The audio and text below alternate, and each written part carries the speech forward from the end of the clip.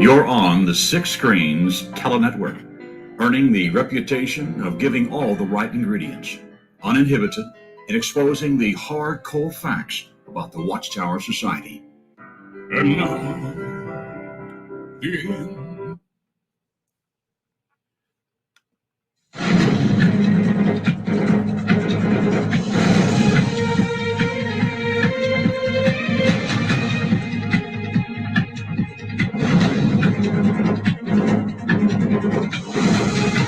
Well, here we go, another Saturday night up here in New England, and we're so glad you're with us. January 8th, 2022, and we are counting down the last days of the Watchtower.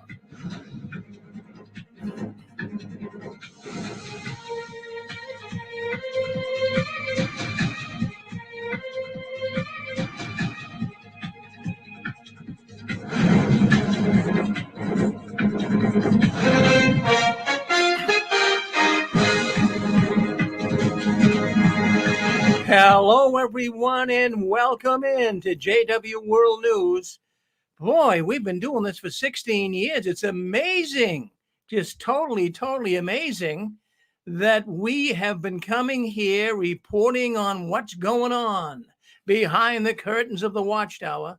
We've been doing it every Saturday night. We've never missed a Saturday night, and the reason why we are here is you are here.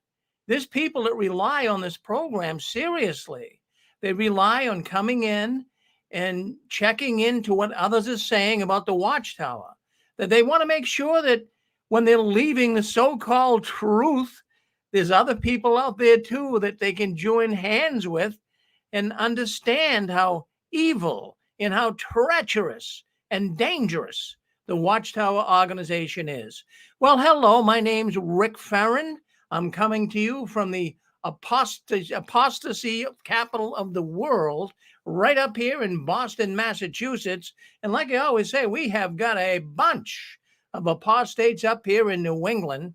They are leaving the Watchtower like you can't believe.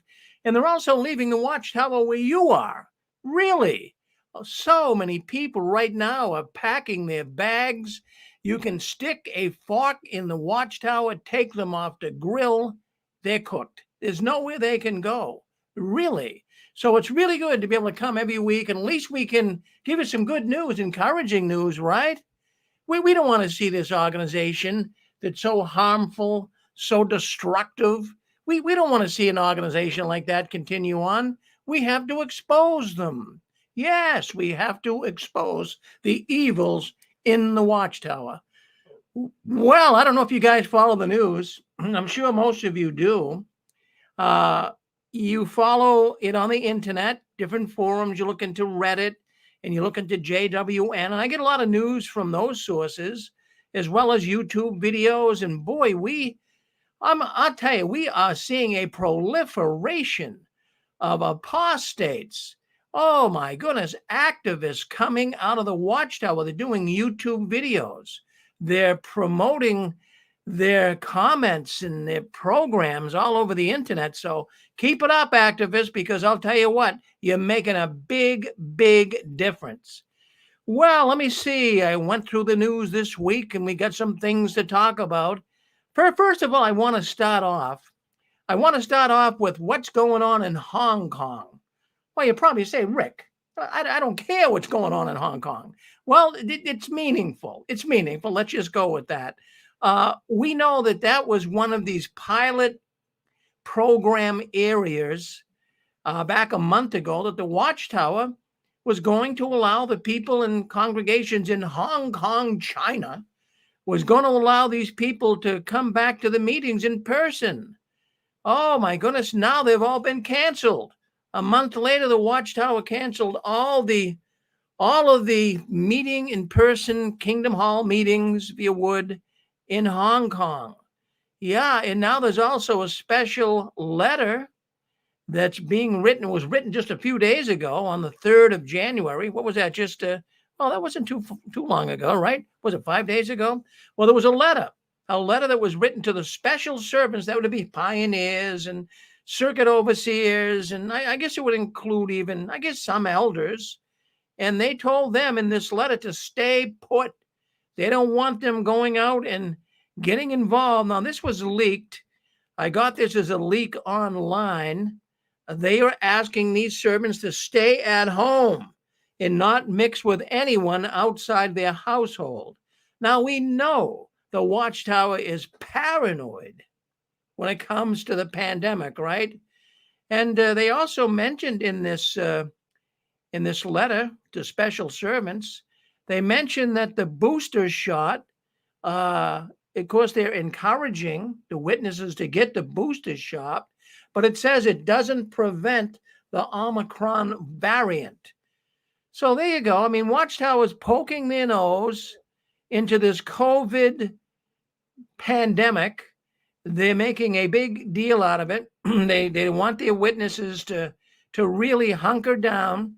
They don't really even want them going out. They even don't want them going to work if they're going to be around people. They're making so many witnesses just seem like they're in paranoia. I really wish that, the Watchtower could make their mind up on what they're doing. They got a lot of Jehovah's Witnesses right now up in the air. A lot of uncertainty. The Watchtower at this time seems to be winging it.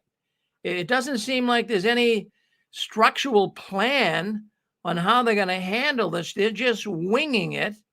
So what is the current situation right now as we stand here in January 2022? Are they going back to meetings? Is there any place around the world where they're meeting in person? I don't think there is. I know in Hong Kong was one of the places. They canceled that.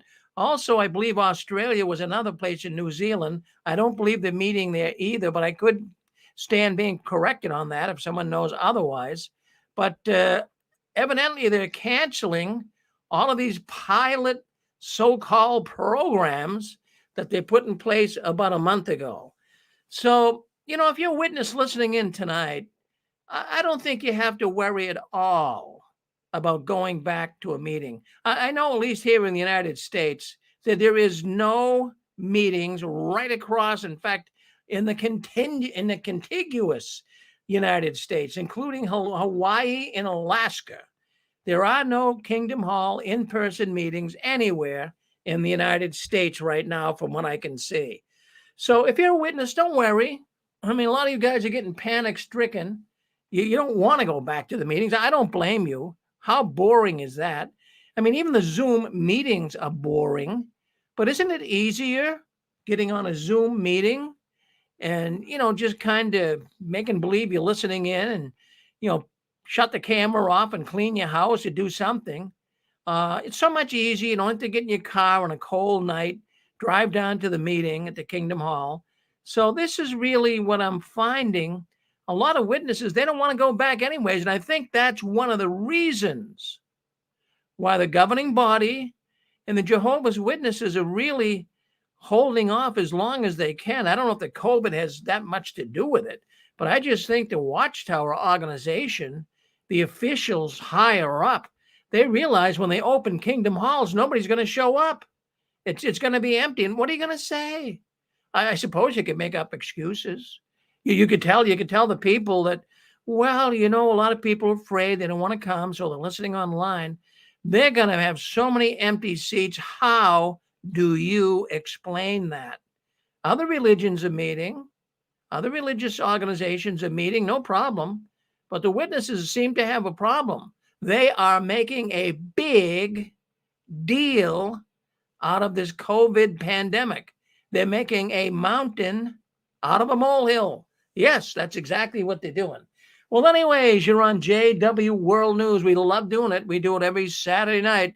And I'm glad you're listening in. I want to say hello to the people on YouTube.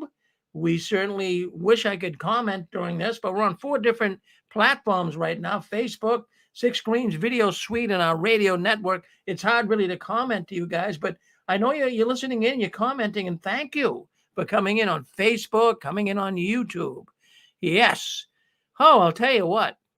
Are you guys getting sick and tired of the Watchtower? If you're a PIMO, you know the acronym, right? PIMO, physically in, mentally out.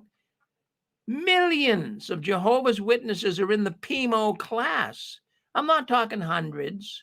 I'm not talking thousands. I'm talking millions of people. They don't know if this Watchtower, they're just going in a perfunctory way. They're only going because they know if they just kind of give up on everything, their relatives and friends are going to shun them. So they're playing it cool. But I want to give a shout out to all the PIMOs out there. Yes. Thank you for coming to the edge of the Watchtower. And, you guys are trying to make your mind up.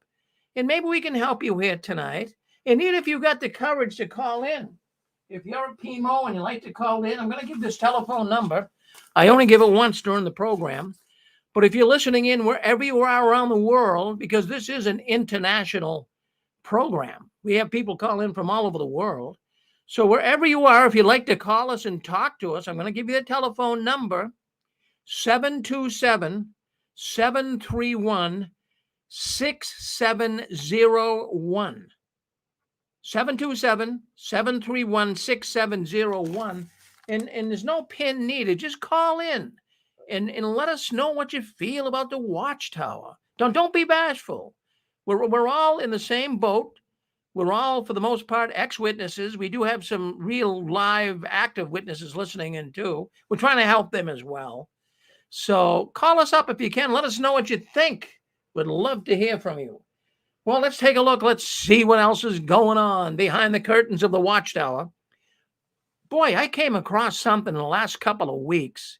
I wanted to talk about it last week, but we didn't have time. But the Watchtower organization is now encouraging alcohol and drug abuse rehab centers. Did you know that? Well, I'm going to tell you tonight. That is what's happening. I looked it up. I just decided one day, I'd see if Watchtower is, loosening up a little bit. And are they promoting rehab centers? The answer to that is yes. I couldn't believe it. Just punch into your internet, Watchtower drug and alcohol rehabilitation centers. And I'm going to tell you what's going to pop up. You're going to get a website, Addiction Treatment Services. That's what pops up. And at first I thought, is this some type of an error?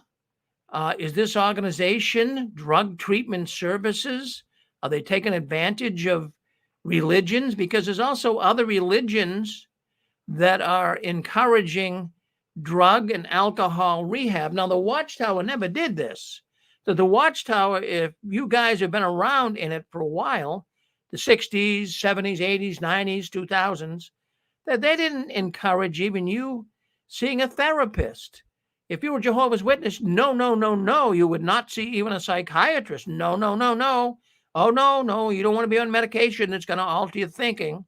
Well, on this site, I can read it in plain English. I'm reading from it right now. Jehovah's Witnesses, it says, live in a secular world that often makes it tough for a believer to resist temptations. Still, as a person whose beliefs are in the Word of God, the members can break any bad habits and overcome any addictions through a faith-based drug and alcohol rehab center. So the Watchtower, in endorsing this addiction center, is calling this a faith-based drug and alcohol rehab center. So it's existing. It's true. I called them. I called the people at the center, and I wanted to know if Jehovah's Witnesses were behind this. Exactly how is it that Jehovah's Witnesses are appearing on your website encouraging people who cannot get off of alcohol? And I'm not going to read the whole thing to you here, but it's going on saying there's 8.6 million witnesses. And, they say that witnesses, even though they want to follow the teachings of Christ, which I don't think they do anyways, but just go with that. It's saying they want to try to solve things through the Bible first, relying on Jehovah to help them through their difficulty. but they're saying some people can't and they have to go into rehab. Can you believe that? I can't, because that never was the way it was years ago. This is all new, but a faith-based. That's actually a good thing, but the trick is AA, for anyone that needs it, is free. So my question would be, and the hospitals have smoking cessation and alcohol treatment at a low cost. My question would be, do they have a lavish center where they're charging the addict? Well, that's what I did, Pixie. I called this Addiction Treatment Service Center, and I talked to a man there. And I told him that I was concerned. I do have relatives that are Jehovah's Witnesses. I was telling the truth. I do have relatives Jehovah's Witnesses. And I said, I'm concerned about some.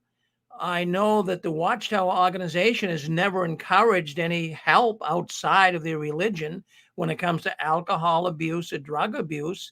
So is this something new? Is the Watchtower endorsing your site? So the man told me that it's a faith-based. They work with faith-based religions, obviously faith-based, and the Watchtower is one of them. And they had other religions there as well that were listed. But that really got my goat when I saw that. I'm saying this is unbelievable. This is a change of heart for the Watchtower. Now the thing is, I don't know if you guys remember this or not, and I think some of you guys are around long enough. Do you remember the young President Bush, George Bush, not the father, but the son? And I can remember when he came into office, the very first policy that he addressed, the very first day he took office, he addressed the faith-based initiative. And what President Bush wanted is he wanted religions, faith-based groups, to handle the disbursement of welfare money, government money to people who would really use it. He figured they could do a better job. He figured the religions could do a better job at dealing with the people that need help than the government. So he really pushed for this faith-based initiative. And of course, the witnesses that they got involved because they could smell money. So you could smell money a mile away. So evidently what's happening here, and I'm only, now look, don't take it to the bank and cash it, but I'm only assuming. Now, sometimes you get in trouble for assuming, but for the witnesses to actually be endorsing, could you say endorsing? I'm going to say endorsing this addiction treatment program, this place online, it's called Addiction Treatment Services. For them to endorse it, there's got to be something in it for them. There is. Now, when I call the man at this addiction treatment center, I said, now, is there a cost to attend this? Or is it free for people who can't afford this service? Oh, no, he says, we check to make sure you have insurance or you have the funds to be able to pay for it. So money is here. The Watchtower, I'll tell you what, they can smell a nickel a mile away. They got their hands out. I can see it. Why don't you try it out? Check it out, Addiction Treatment Service. I'll tell you the best thing to check.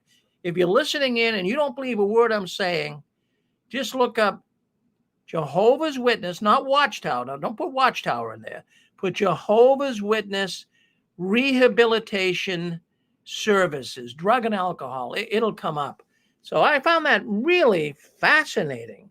I found that, man, I'm telling you, and yet I'm in the Watchtower. I'm going to read you some other stuff off of the website concerning what the witnesses are saying. It says the Jehovah's Witnesses acknowledge that the human body has a weakness of the flesh. Well, why don't they acknowledge that when they so mercifully disfellowship someone?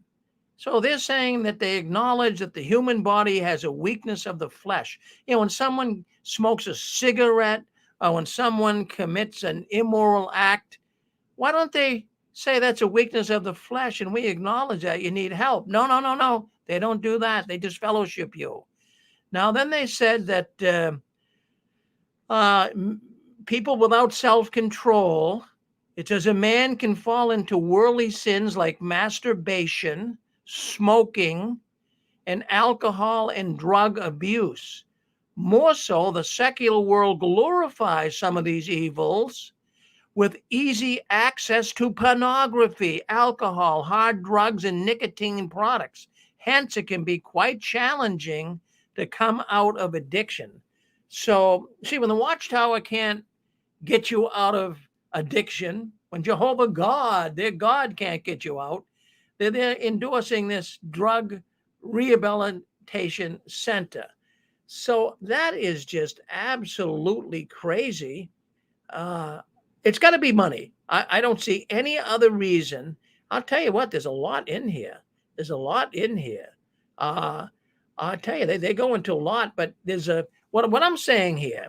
So conclusion, the Jehovah's Witness, it's about 3 or 4 pages long, but the Jehovah's Witness, the conclusion on the matter is this: if you or your loved one is struggling with drug or alcohol addiction, do not suffer in silence. Help is available. Reach out to the nearest faith-based drug and rehabilitation center. So there you go. I mean, in conclusion to this article, they're involved with this faith-based drug and alcohol rehabilitation center, and they're encouraging, if you can't be helped by Jehovah, by all means, get help from an addiction center. What do you think of that? That's crazy stuff. Really. All right. Someone want to say something? I hear somebody clicking and clacking in there. Hey, Rick? Yes. Hey, well, you know who should go to that, right? Can you read my mind? I'm sorry, Chewy. Who should go there? Tony Morris. He should be the first. I like that. I really do. I didn't think of that. You're quick at the switch. I like that. Thank you, Chewy. Jack. Thank you. Yeah, that latest video that I sent you about all the you already kind of alluded to it, not the video, but all the ones that I sent you had all that. I guess you could say a collage of all the XJWs that are on YouTube now or whatever. Yeah. Anyway, I've had a picture of him. We've all seen it with the match that he's blowing out. You know. Yeah. Dude, that game's dude. He has gained 20, 30 pounds in the last 3 or 4 years. He has. Well, you know what it is? I mean, let's face it. When a person gains weight, Chewy, there could be a number of factors. First of all, there could be thyroid problems, but I don't think Tony has that. It could also. Oh, it's that bone, man. It could also be. I mean, when you get nervous and your body gets stressed, you have a tendency to eat. Maybe he's stressed out about what's going on. You know. That could be. Yeah. All right. Who else wants to come on? Who else wants to say hello to us? You're on with us. Go ahead. Hi, Rick. Oh, hi. This is Hi. Constance. Hi, Constance. Hi. I was going to say this is a new leaf for Watchtower, for the JWs, because way back in the day, they never even allowed any of this. I remember there were ex-JW brothers that I know, and I've lost contact with them, but, elders, ministerial servants, and so forth. And, they didn't even, Watchtower didn't even allow them to go to AA. And one brother in particular, did have an issue with that at one time. So I was really shocked to find out they don't approve of AA. But this is new, Rick. And the thing I wanted to say were 2 thoughts. First of all, Watchtower's got to be getting some kind of financial kickback on this one, Rick, number one. And number 2, there's going to be a long line of elders and elderettes in good standing in the organization who need to go for that, because, drinking is the only drug of choice that's allowed in the organization. And many of them abuse it just because of the stress, and it's their way of trying to cope with being in this organization that tightens the screws every, 30 seconds. So, yeah, there's a lot of alcoholism for people who are not even disfellowshipped in that organization. And I just really wish them the best, because that is a gorilla on their back. And it not only destroys their lives, but it destroys, their families with the codependency and everything. So I wish them the best. So thank you, Rick. Well said, Constance. Hi, Rick. Well said. Yeah, go ahead. Hi, Rick. Yes. Hi, Rick. Yeah, hi. I was just thinking, if it's a faith-based thing, I mean, I'm guessing there'll be other people from other faiths, that attend it. Are they not worried? Are the governing body not worried that the Jehovah's Witnesses are going to be mixing with false religion? Because I mean, I was always told, especially when I was in hospital suffering with breakdowns. I mean, when I started to get a bit better, they would occasionally come in, the elders, and they'd say to me, just watch what you're doing in there. It's best to keep yourself to yourself. Don't get too involved with other people. Certainly don't speak to the church minister, a chaplain. That used to come around to the wards occasionally. Well, I mean, in actual fact, I did speak to him, but they didn't know that. But they were so worried about us having, contact with people who were of other religions, of other, ideas. And so I just wondered if these people are going to these rehab places, surely they're going to come into contact with other people. I mean, is that not an issue for them anymore? Well, there you go. I mean, that's I never thought of that, but right, they know they're going to meet some people in there that are not too happy about Jehovah's Witnesses. Yeah, precisely. Yeah. I mean, I was told as well, Rick. That it was all right to receive counselling and stuff off the psychiatrist, but not to take too much notice of it. And if I really wanted to talk, go to the elders, which was a joke because every time I did, they didn't want to know. But but they don't seem to. They've never really had that much sympathy for people with alcohol issues or drug issues or mental health issues. I mean, I run once a week. I run a Christian mental health group at our church.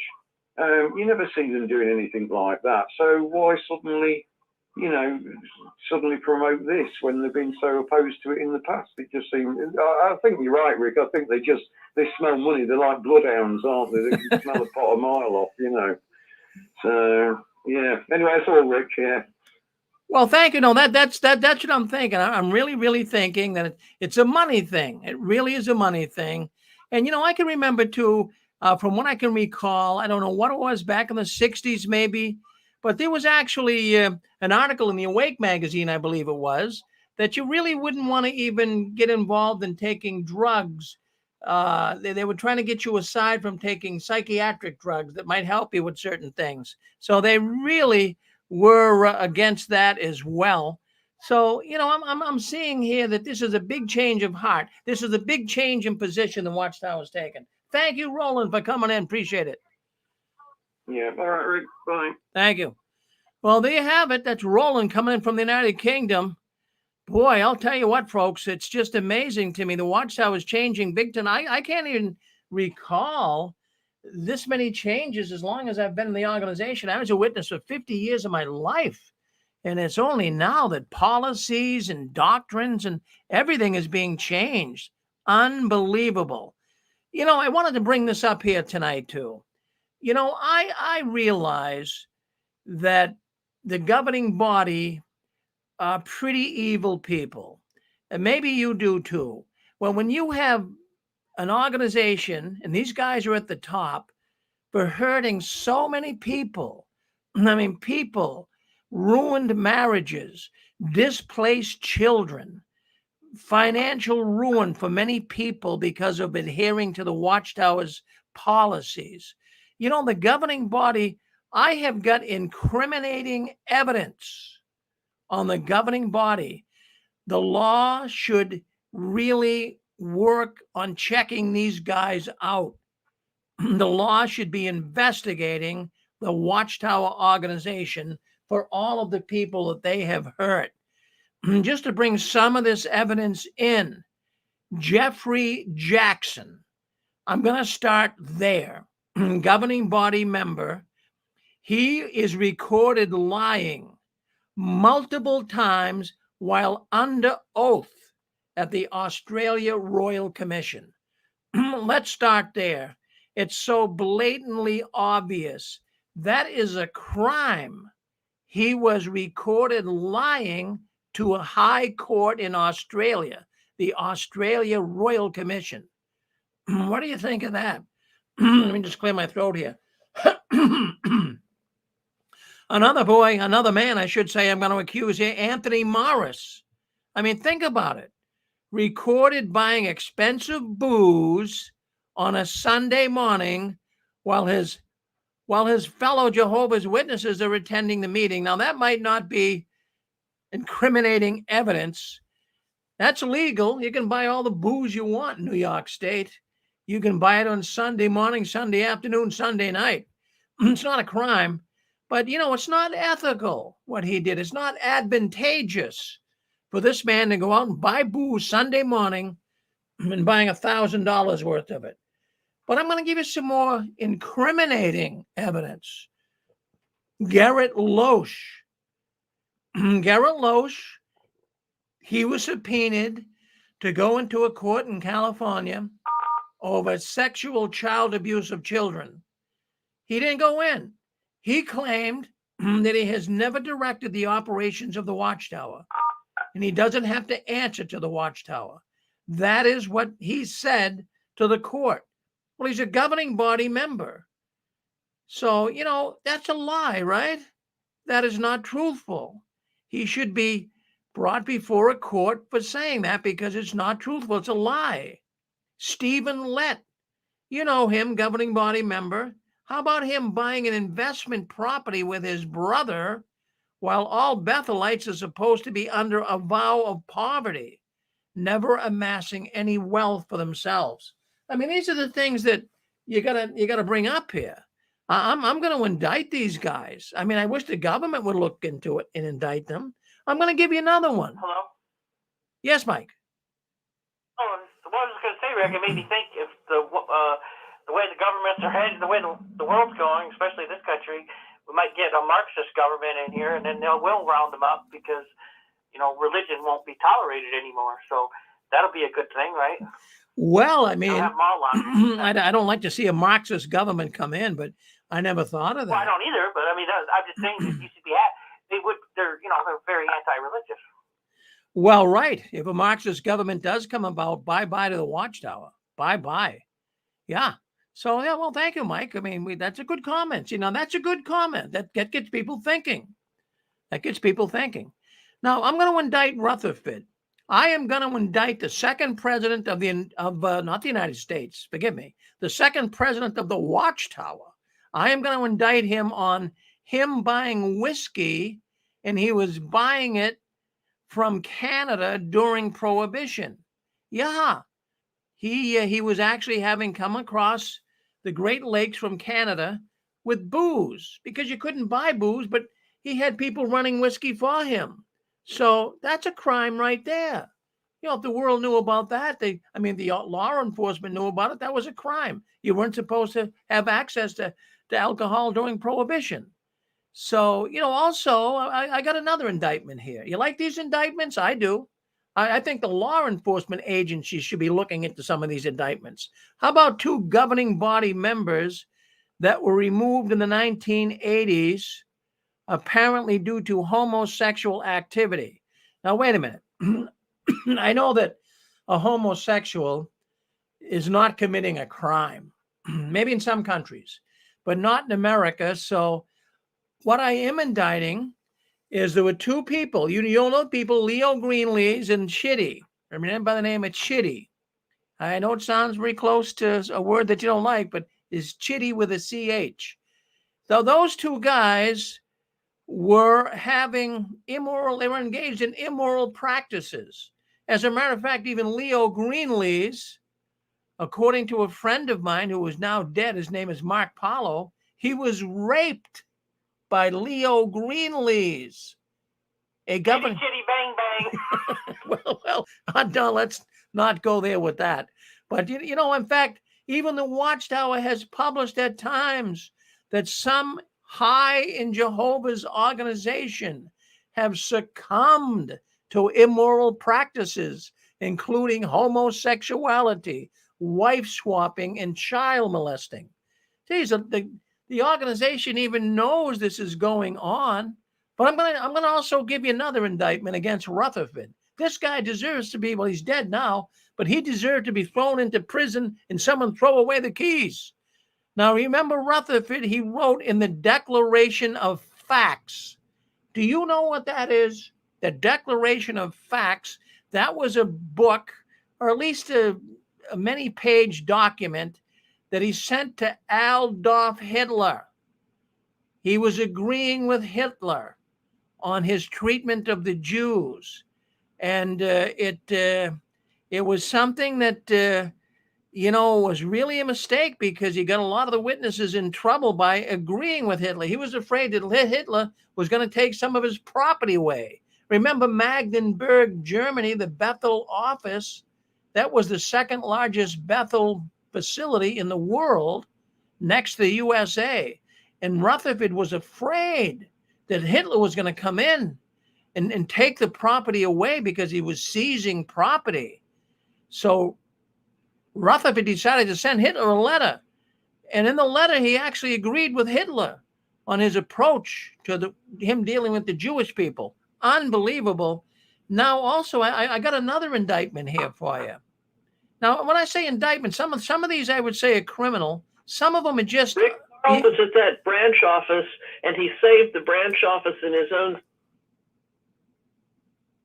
I'm sorry, Pixie, you cut off there on me.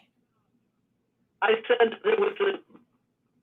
Yeah, your phone was a little gobbledygook there. I'm not sure why. But yeah, no, he was concerned about losing that whole situation over there, all his property. So he was trying to snuggle. Right. Yeah, he was trying to snuggle up to Hitler. Yeah. Man running the branch office in Germany, he sold his brothers down the river. Yeah. Well, that's what the documents are in the Holocaust Museum. The librarian brought them to me. Yeah. Oh, that's what the Watchtower always does. They sell their close friends and relatives down the river. Wouldn't even think twice about it. What year was the Declaration written?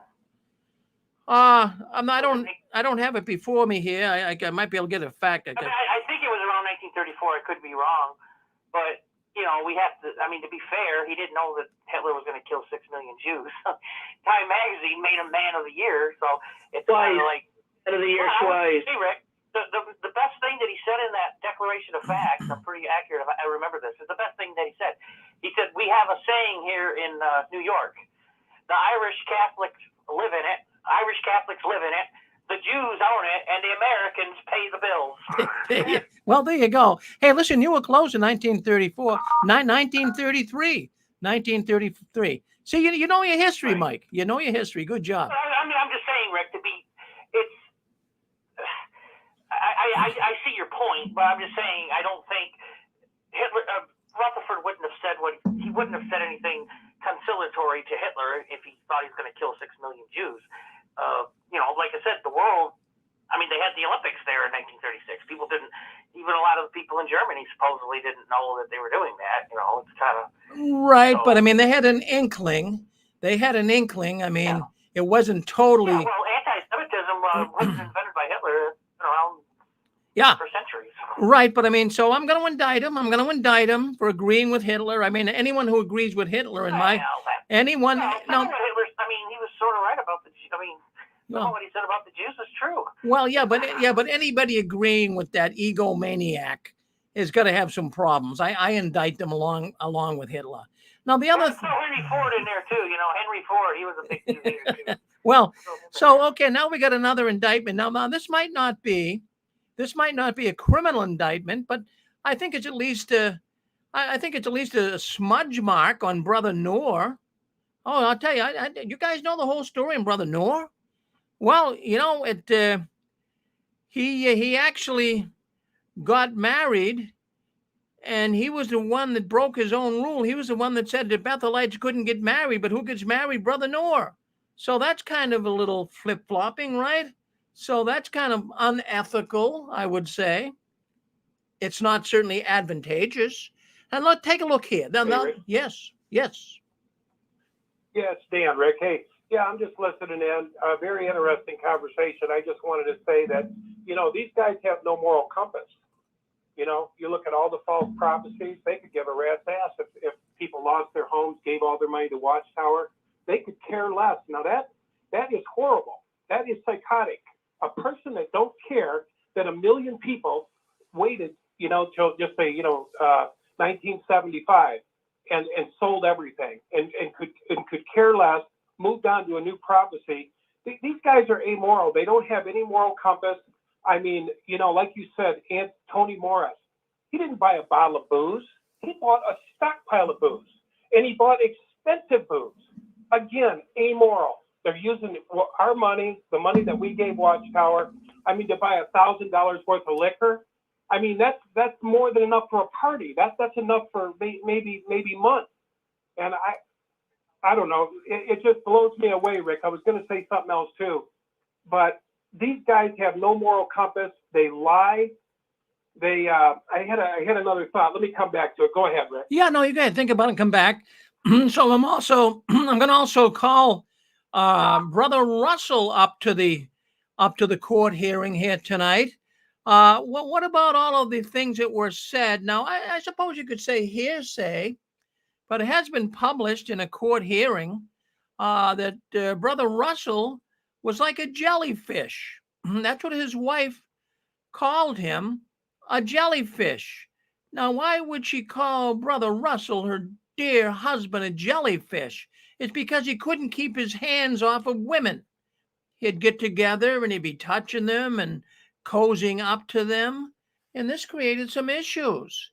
And so in divorce court, now the Watchtower doesn't call it divorce court. They don't want you to know Russell got a divorce. You know what they call it? See, what cults do and suspicious organizations do is they call it something different. It wasn't a divorce. The Watchtower never referred to him and Maria getting divorced. They referred to it as a separation from bed and breakfast. Yeah, that's what they called it in the Watchtower, a separation from bed and breakfast. In other words, I'm not sleeping with you and I'm not eating with you, basically. But that's a divorce. They got divorced, but he was known as a jellyfish. Yeah. How would you feel if you were married to a man that had the reputation of being a jellyfish? That wouldn't make you a happy camper, would it? Absolutely not. So, I want to bring that up tonight. And what about Rutherford? Well, let's talk about Rutherford. I'm not done with these guys yet. I have more indictments here. And what about Rutherford? Judge Rutherford being drunk a good part of the time. Now, that's not just me blowing wind here tonight. That's a fact. And he kept close female companionships while ignoring his wife and his son. Yeah, he had mistresses, if you would. Prostitutes, more than likely. So there you go. These guys had 3 sisters that lived with him at Beth Sarim, and he'd ring the bell once for Monday, twice for Tuesday, and 3 times for Wednesday. and Pixie, do you think Judge Rutherford was a handsome man? No. He had kind of a con artist look about him in my book. And he had 2 Cadillacs when most people in this country were starving. Huh. Yellow Cadillacs. It's a real nice house there in California. It's got a plaque on it, and it's a private home now. But he had 3 mistresses at that house that all lived there, kind of a polygamy thing. Well, what really got me thinking about this whole thing is in the book 30-Year Watchtower Slave. I bet you probably read it, Pixie. I think you read every book there is. But the 30-Year Watchtower Slave by William Snell.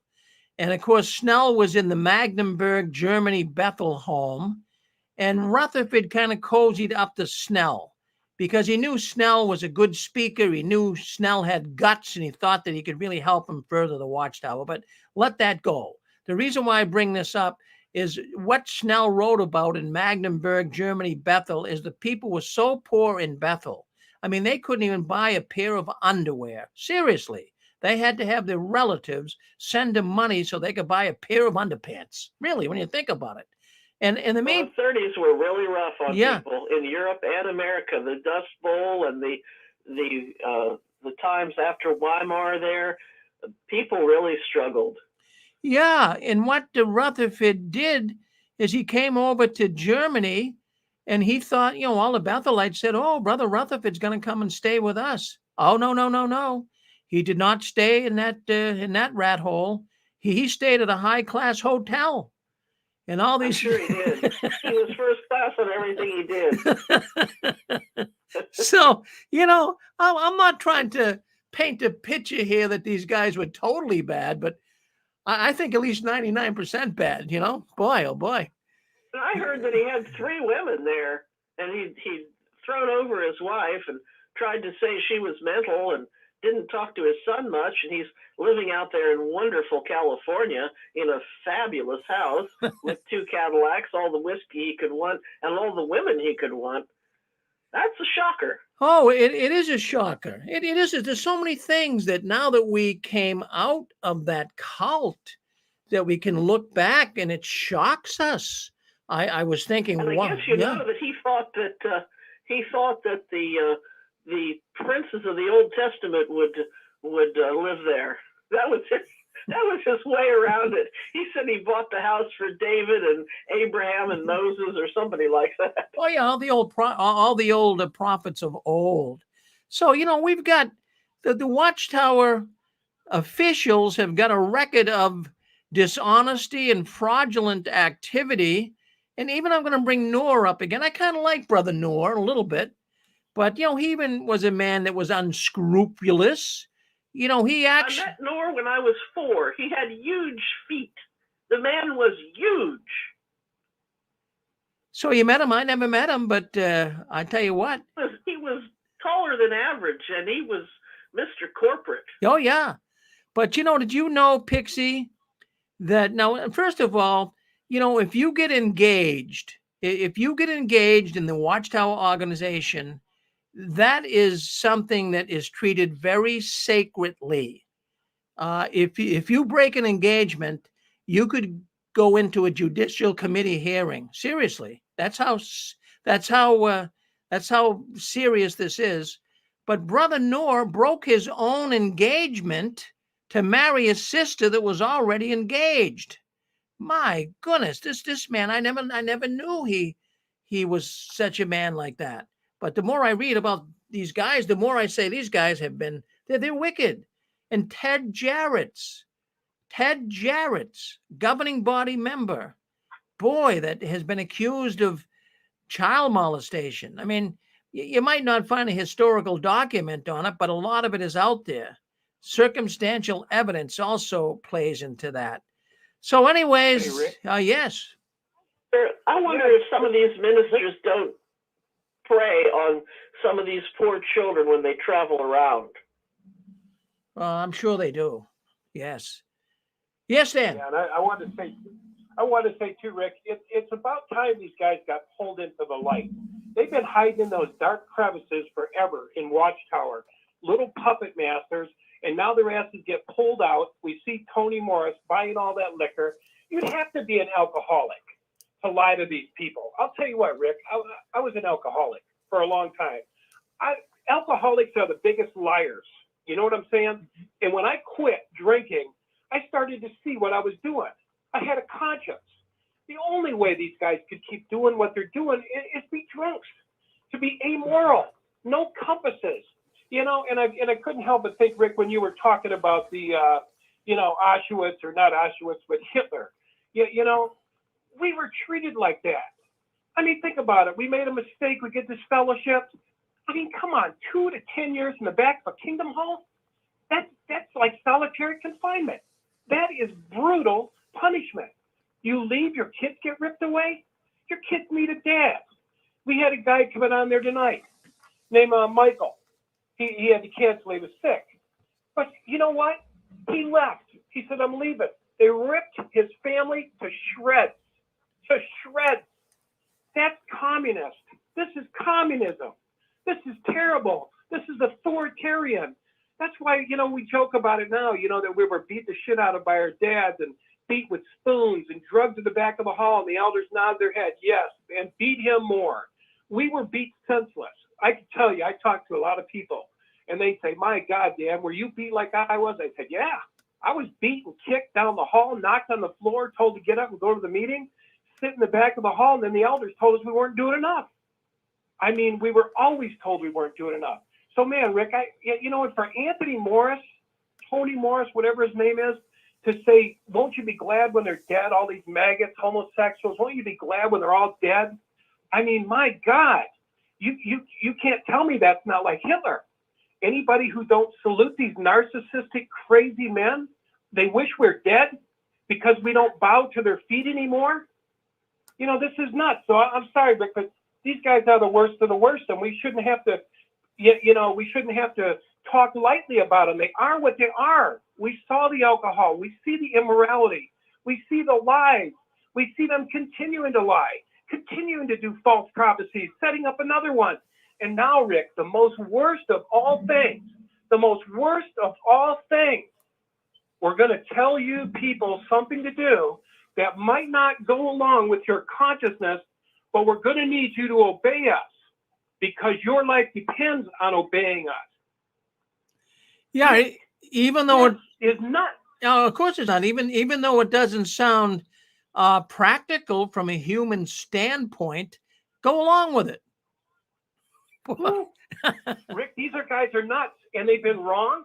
They don't care that they're wrong, and now they're saying that it used to be it was hinted to. It was hinted to. You know, we want to follow Jehovah. Screw Jehovah. We need you to follow us. You guys should have it in your mind and heart now that Jehovah put us in charge. Got it? Now here's what we need you to do. Rick, it's gone militant. It's taken another step toward darkness.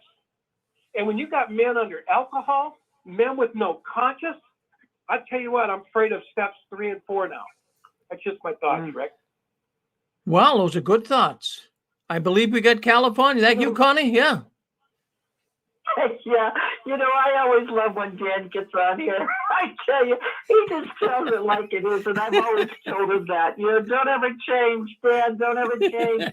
You're the real deal. And you do, honey. You speak the truth. And I just love it. But, you know, the other thing, just, you know, to add to what you said, Dan, I mean, you know, I'm Irish. I'm Irish on both sides. I mean, you talk about alcoholism. Oh, my God. It comes out of the woodwork in my family, okay? And I was going to say the thing about it is, you know, an alcoholic feels like, you know, they can just continue on with their lifestyle and they don't feel accountable. Well, you know, I would agree. Tony Morris is a raging alcoholic. And anybody in this organization, if you're in it long enough, yeah, you will turn to the bottle just as a coping mechanism. It's not the healthiest way to go, but that's what people are doing. And, you know, they just get to a point where they feel like they're not accountable. I mean, you go to an AA meeting, okay, and I'm telling you, it's the real deal, you know.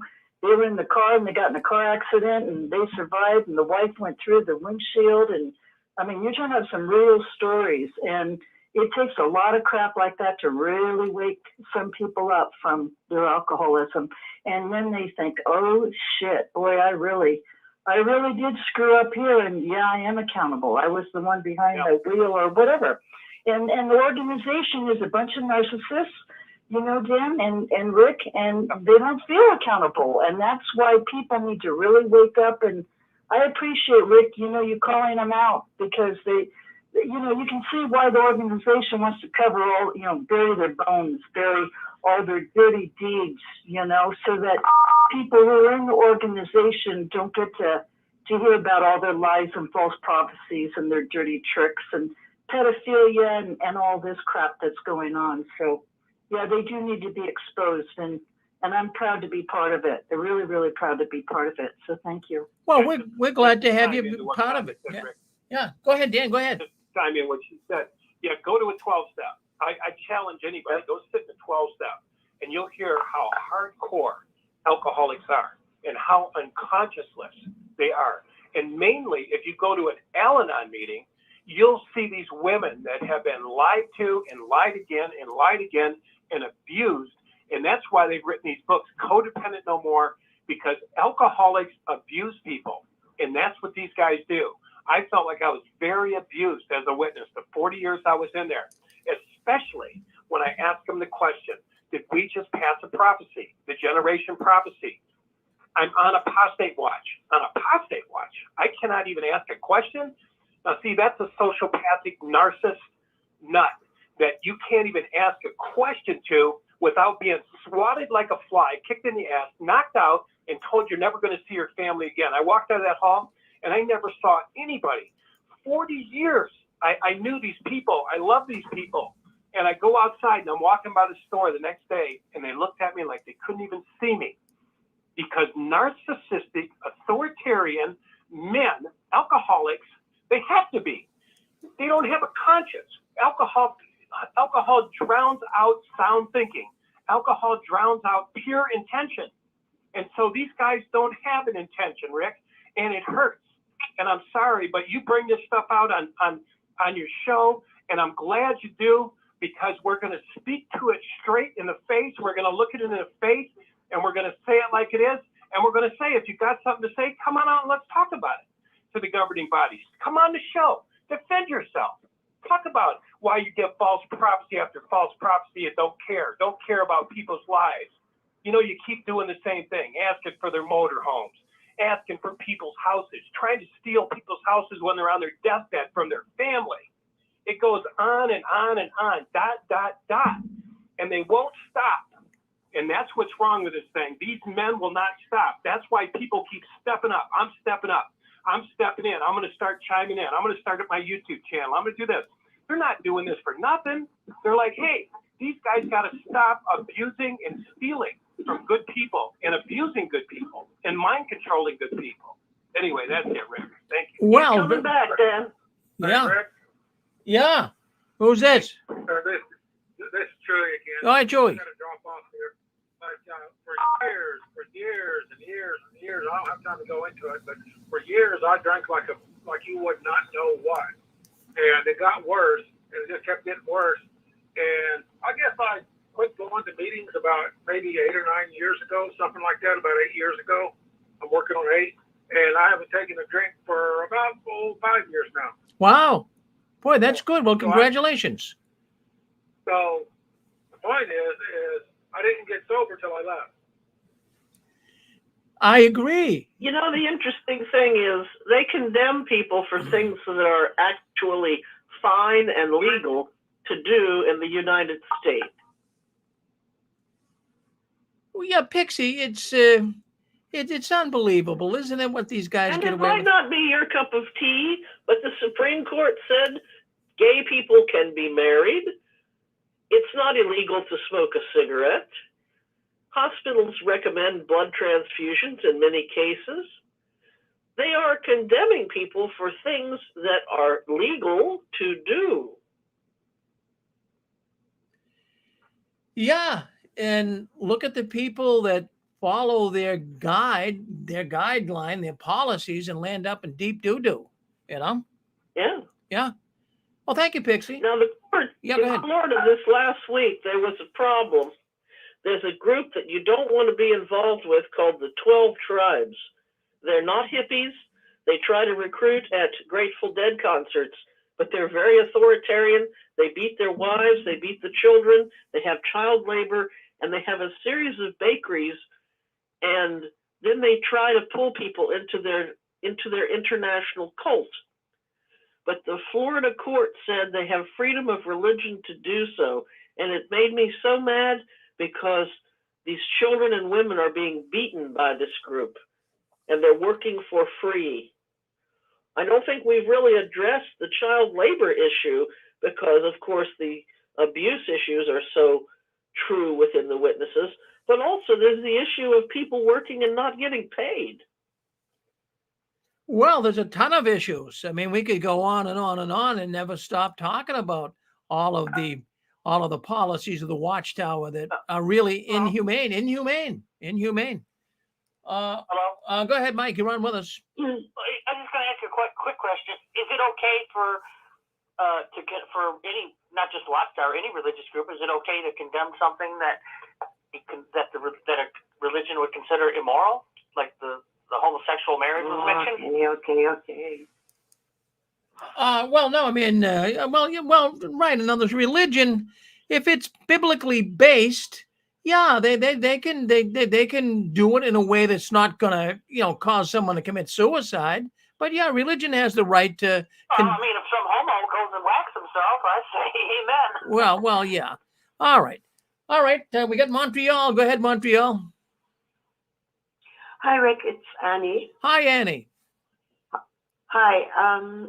Yeah, with regards to the alcohol problem, I just wanted to say that alcoholism is a sickness, and unfortunately, for some people, it's an addiction and it's a sickness, and they need help. So I believe that Watchtower then needs help. I think it's a sick organization. And I remember at one point it's funny that I read this somewhere with regards to blood transfusion. They said, oh, you wouldn't put alcohol directly in your veins or something to that effect. And I wonder why they would have said that, Anyway, I'm sorry, I'm just rambling, but I think that, like you mentioned earlier, Rutherford was the first very, very bad example. And also the way the average JW is being treated with all the pressure they have. Many, I've read that many of them turn to alcohol because they're under so much pressure. So there's another thing that they're responsible for. And maybe that's why they have this current rehab place for the witnesses, maybe for others too, and maybe they're just taking advantage of a place like that, maybe to try and recruit others into their scam cult. Well, I'm sure that can happen. Annie, always good to hear from you. Now, don't you be a stranger. Now, I know what you were referring to there when you said, you wouldn't inject alcohol into your veins. Well, that was the reasoning the Watchtower used for not taking a blood transfusion. They said, if you wouldn't eat blood, but at the same time, if you take a transfusion, you're injecting it in your veins. So, they come up with these. They sound logical, but on the surface, they sound okay. But when you look into it, first of all, well, we won't get into it here tonight, but so many people have died from that, and they've adhered to the Watchtower policies. They've got blood on their hands, believe me. Thank you, Annie. Don't you be a maybe you got to take it on. You got to take it easy on Morris. He's got a disease. Well, that's what they would say. Hey, Annie, always good to hear from you. Now, don't you be a stranger, and you come back soon, okay? Okay, thank you. All right, thank you. That's Annie out of Montreal. Hey, you're on JW World News. That's the news the Watchtower doesn't want you talking about, but we talk about it. We talk about it every Saturday night at 7 o'clock Eastern Standard Time and every other Sunday at 2:30 p.m. Not tomorrow, though. It's every other Sunday. We don't have Sunday programs tomorrow. Okay. I think most of you out there are in pretty much agreement with me. I don't think I'm sounding too extreme tonight. I think we're calling an ace here. I really mean it. But I came across another story. That got my attention. And I can, when you see headlines coming across concerning witnesses, there's always something nefarious, always something that's not quite right. So this story comes across elders' announcements for January 2020. Just a few days ago, I got the announcement. And the announcement originally was made in the Philippines, but it seems like they'd send these trial balloons out. See, they want to see how the announcement's going to go over. And then if it goes over good and it doesn't go over like a lead balloon, then they will spread it around the world. So they had this announcement in Philippines, and what it had to do with is considering appointing elders in their 20s. Now, this shows me the Watchtower is struggling. They are having a problem getting young men to reach out and become servants in the organization. Now, when you think about it, any 20-year-old that is fully active in the service of the organization, they would certainly want to bring them in and be an elder, but evidently there's not a lot of brothers that are totally active. They're not being pioneers. They're not reaching out. So here they are. now wanting to appoint brothers in their 20s. But I want to say this first of all, that this isn't anything totally new. You know, I can remember some elders being in their 20s, but it was shunned upon, or at least not. Most of the elders wanted to have a man at least in his 30s. They used Jesus' example of being baptized when he was 30. But you did have elders that were in the 20s, but that was kind of, it wasn't the rule. It took place, but it wasn't the rule. And really, when you stop and think about it, how about the instructions that the Apostle Paul gave about the appointment of elders? I mean, is that to just be ignored by the Watchtower? How can a 20-year-old man be an older man? Can someone please help me with that? Is a 21-year-old man considered to be an older man? It's absurd. And this will cripple the organization more than it's already crippled. This shows how desperate the governing body is right now in getting men to reach out. Now, with the current batch of elders slowly dying off, right? A lot of these old guys are dying off. Where would the organization logically go to fill the need for some of these new enforcers, the elders, to enforce the rules? The only available group that makes sense at this time is, if you can't get, men in their 30s and 40s and 50s, you got to go after that young man. Now, when they can't fill the gap with young men, what do you think would be next? Well, it's two things I'm thinking. The first thing is, because there's not enough elders and ministerial servants, we'll just merge more congregations together. So, you'll have elders there and ministerial servants to fulfill the roles. But also another thing that crossed my mind today, and you might agree with me or you might not. How about the Watchtower begins using women in roles that were traditionally men in the past? That's not far-fetched. I mean, this, I'm going to tell you right now, in some congregations already, they're allowing sisters to say the prayer. If a baptized brother is not available, they could be using this reasoning to start letting sisters do other things that are not, when there's no experienced men.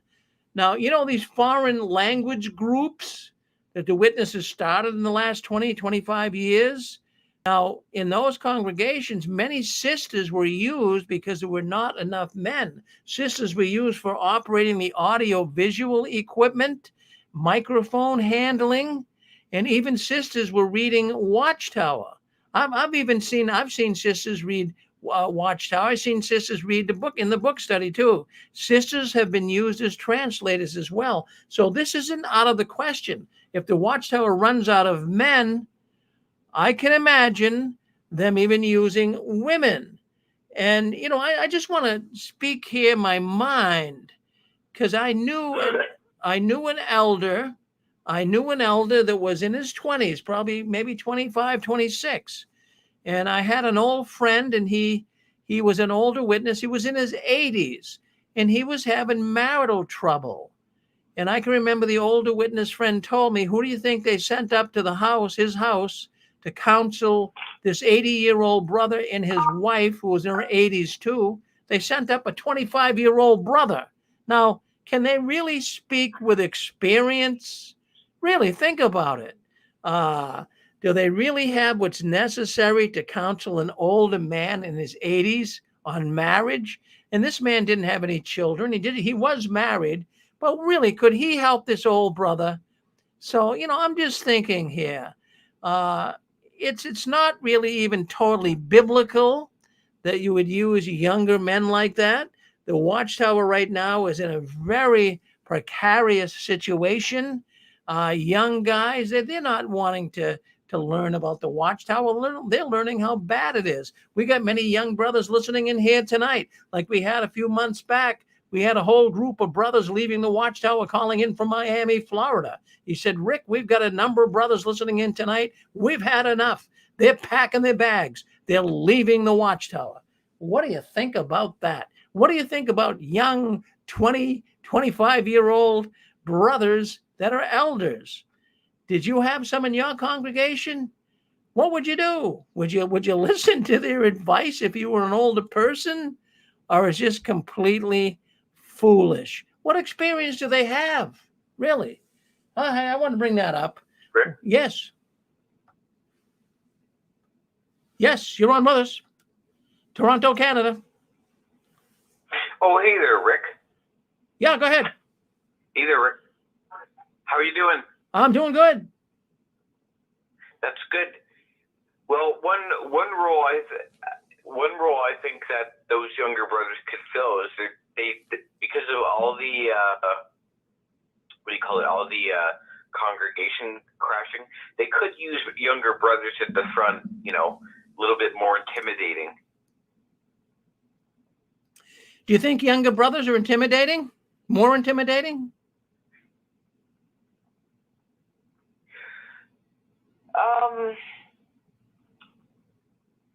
I don't know really. Yeah, I'm just. I think it's. Well, now you sound like you're a man. I'd say you're probably in your 30s, at least from. You don't have to tell me your age, but let's suppose you were a man in your 50s, and you were having some marital difficulties, and all of a sudden you got this young guy coming up in his early 20s, and he's going to tell you what you should be doing. With that, I don't know if that he'd be too intimidating to you or me. I'd say, hey, pal, get some experience and come back and talk to me.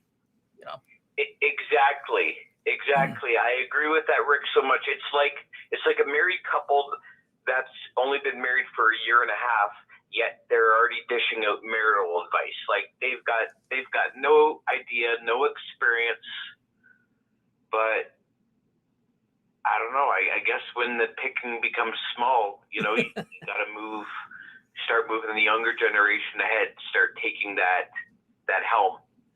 Oh, brother, that's so true. That's so true. Yeah. Hi there. I have some insight on that. My name is Margot. Can you hear me okay? Yeah, go ahead, Margot. You're on with us. Yep. Yeah. Hey, this is my first time being able to talk. I just started tuning into your YouTube channel, and it's pretty awesome. Thank you. One of the things I was thinking is that with young people, we all remember when we were in our 20s, and you're still learning about life. You're still learning about so many other things. And just because some of those young men, if they are appointed as elders at 20-something, it's because I think we all know that many of us who left, I was with a Jehovah's Witness for over 40 years, and I started waking up in 2013, and they are not knowledgeable enough to even give any insight on anything. And I think also too, when you're going to if you start pulling in that younger generation, there is an apostate army growing, and more and more people are waking up, and those young men that would be possibly coming to the forefront, they could find themselves leaving, because we're seeing that people of all age groups are waking up. And so at some point, even some of the teenagers, and I just see the Watchtower just slowly diminishing, and there won't be any young men to be able to fulfill those elder positions, because at some point they would probably be leaving as well, because of the great awakening that's going on throughout the world. Well, Margot, that is certainly sensible, well thought out answer to all of this. That's true, that they're not going to be able to find the men to do this. More people are getting up and packing their bags. And must I say, what got you out, Marco? You know what happened? One day I read that Watchtower in 2013, November, about even if something's unreasonable. You know how you're going through the Watchtower study? And I read that and I went, that makes no sense. I went, no, I wasn't willing to. I don't know. Maybe I woke up in that moment, but I thought, I'm not doing that. Now, that doesn't even sound reasonable. But you know what, Rick? I think I always had one foot in and one foot out, because when I was a young woman, I had a lot of really good friends in Kentucky. It's where I grew up. I live in Minnesota now.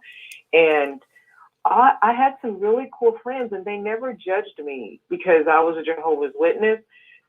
And I never judged them for them being a Catholic or whatever religion they had, because they were just good people. I wasn't about to let them get out of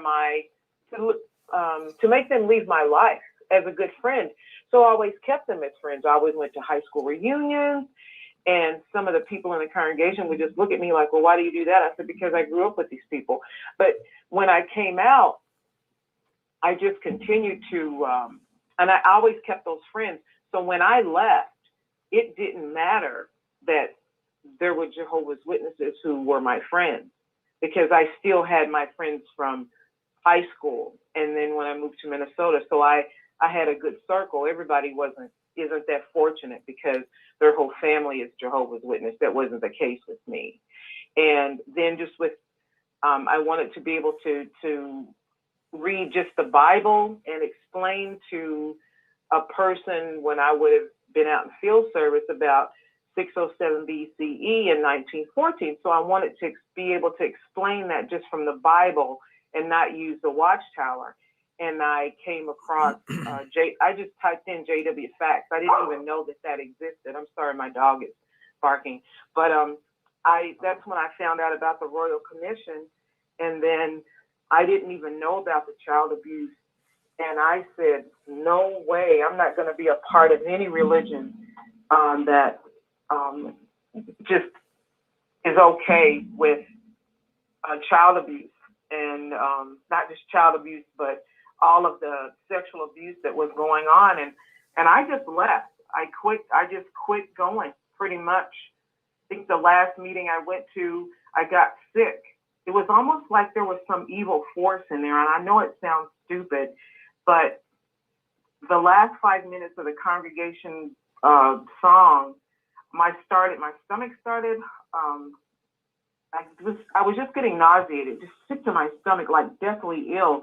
And when I got outside and took a breath of fresh air, whatever it was just left. And I don't know if that was something demonic that was in that Kingdom Hall or what. And that was the last time I went. And that was sometime in 2015, I think. Might have been 15. And I never went back. I just left. Oh, good for you, Margot. That's quite the story, boy. But I'll tell you what, you're a very articulate sounding lady. You explain yourself well. Now, that article in the 2013 November study edition Watchtower, that is getting a lot of people out of the so-called truth. Why would someone want to believe something that doesn't make sense or is illogical from a human standpoint? You did the right thing. That was time to pack your bags. See you later. I'm out of here. Yep. Good. Mm-hmm. Yeah. Good for you. It just didn't sound. Yeah, it just didn't sound logical. Yeah.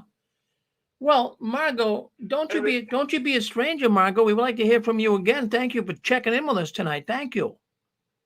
Thank you so much for listening. Yeah, we love to hear from you. Yes, Larry. Larry, you out there? Yeah, I'm here. I wanted to say something real quick about the younger elders. Now, we know that all JWs repeat like parrots. So they could even get 12-year-olds to repeat and become elders. So it's no big deal. And all they do is rehash whatever the Watchtower says anyway.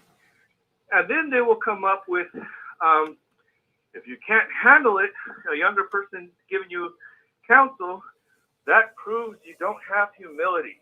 So they always have something to throw at you to tell you that you got to be the way they want you to be and conform and accept whatever they change in their teachings. Well, that's sensible. That's a sensible statement. That's exactly what they do. Yes. Thank you. Thank you, Larry. Well, yeah, no, what we got here, friends, is we have got so many people coming out of the Watchtower. I'm learning a lot myself, even though I've been out since 2005. but I'm learning myself by people coming on and sharing their stories, and we always appreciate it. We appreciate Margot coming in and talking with us. Every week. Do you know when I first started this 16 years ago, there wasn't anybody new. I mean, if we got someone new every 6 months that would call in, I'd be doing the happy dance. Now every Saturday night, we've got new ones calling in. So go ahead and do that. If you're listening on YouTube, we got the number right there. Dial that number. No PIN needed. You don't have to give us your real name. If you don't want your voice to be recognized, well, go ahead and we'll give you the voice changer. I'll put a Kleenex over your mouth. But go ahead and talk to us. We'd love to hear from you. Dial that number you see on YouTube right now. Well, anyways, in fact, someone mentioned just a little while ago that Dan from Colorado, Dan Clark, and his wife, Angela, boy, they have got compassion. I should say passion, compassion. They've got spunk, and they got commitment. And boy, they've been doing some great YouTube videos. You've probably seen some of those videos, Life After Religion. They're great people. Now, what we're doing tonight, we're going to try, after JW World News ends, we got about 17 different programs on the 6 screens right now, different programs that run. But very few of them, in fact, there's only 2 right now that are on YouTube. That is JW World News and the Knowing God program on Sundays. But what we're going to do is we're going to bring Angela and Dan Clark on. Their program is called Heart to Heart. Now, we're going to try it on this new platform I have. So if you're listening on YouTube, stay with us. There'll be about a 5-minute change to get things rolling, put the new live stream up at 9:30 when they come on. So if you want to stay on, listen to Dan and Angela Clark. They have a guest coming in, a former witness from Boston. That's up in my neck of the woods, and he wants to talk about his trek in the Watchtower. So stay with us, and we're going to try to pull this off.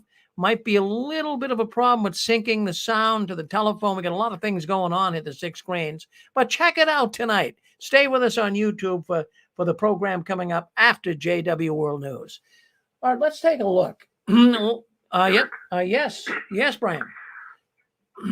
Hey, Rick, did you say Dan and Angela's program's coming on? You're going to stream it a different way or something? I'm starting to bring some of these programs on YouTube.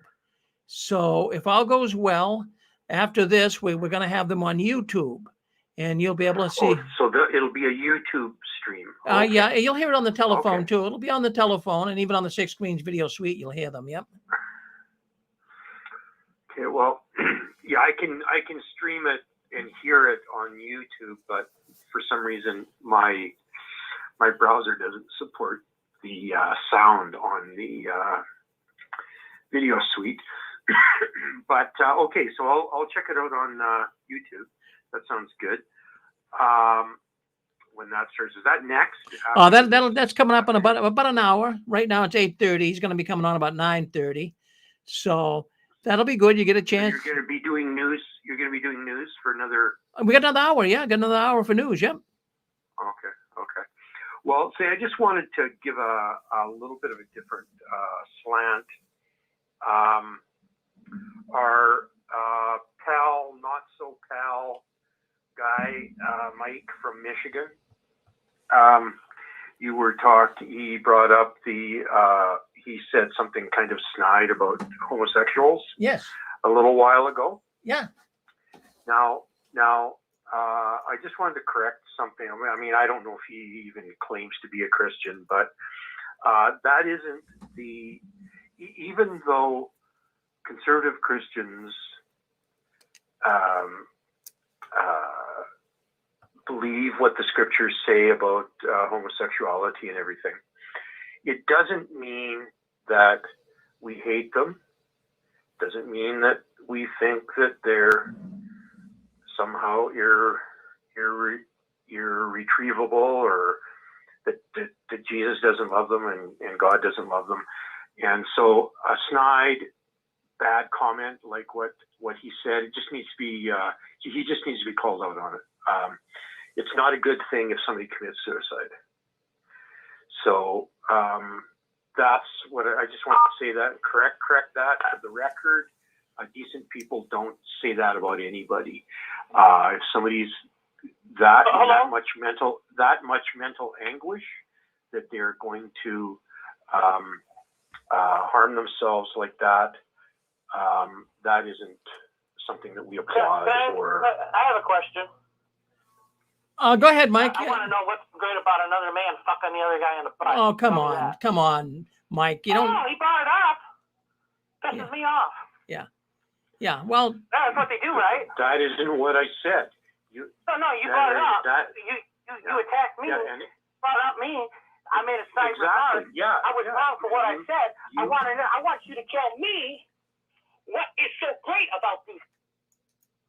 all right. See, there you go, Rick. Yeah. So, sorry, maybe I shouldn't have brought it up because it got under his skin, but it should get under his skin because true Christians do not believe that we want people to harm themselves when they're locked in sin or whatever it is. We want them to be redeemed. So whatever that is, whether it's I don't want to harp on this particular sin, but we want people to get healed. We want them to get better, and that's the loving thing, and that's what God wants. And well, I'm with you, Brian. I mean, he showed his true colors there, and it's your platform, and especially this time of night, it's not the right time to be dropping F-bombs. Maybe sometimes after midnight when it's just a few people around, but not now. Yeah. So anyway, I just wanted to correct that and say what the real Christian position is on that. And again, I don't know if he claims even to be a Christian anymore, but that attitude is not the attitude of a true Christian or any conservative Christian. Any conservative Christian that talks and acts that way, they've missed the spirit of the gospel. Yeah, well, he's a very outspoken person. I'm on your train, Brian, but he is that way. At times he can be very informative, but at other times he just loses it. Yeah. Okay. Yep. Well, thank you, Brian. Thanks, Rick. Thank you. Yeah. Thanks for letting me. There you go. Well, thank you, Brian. Well, that's it.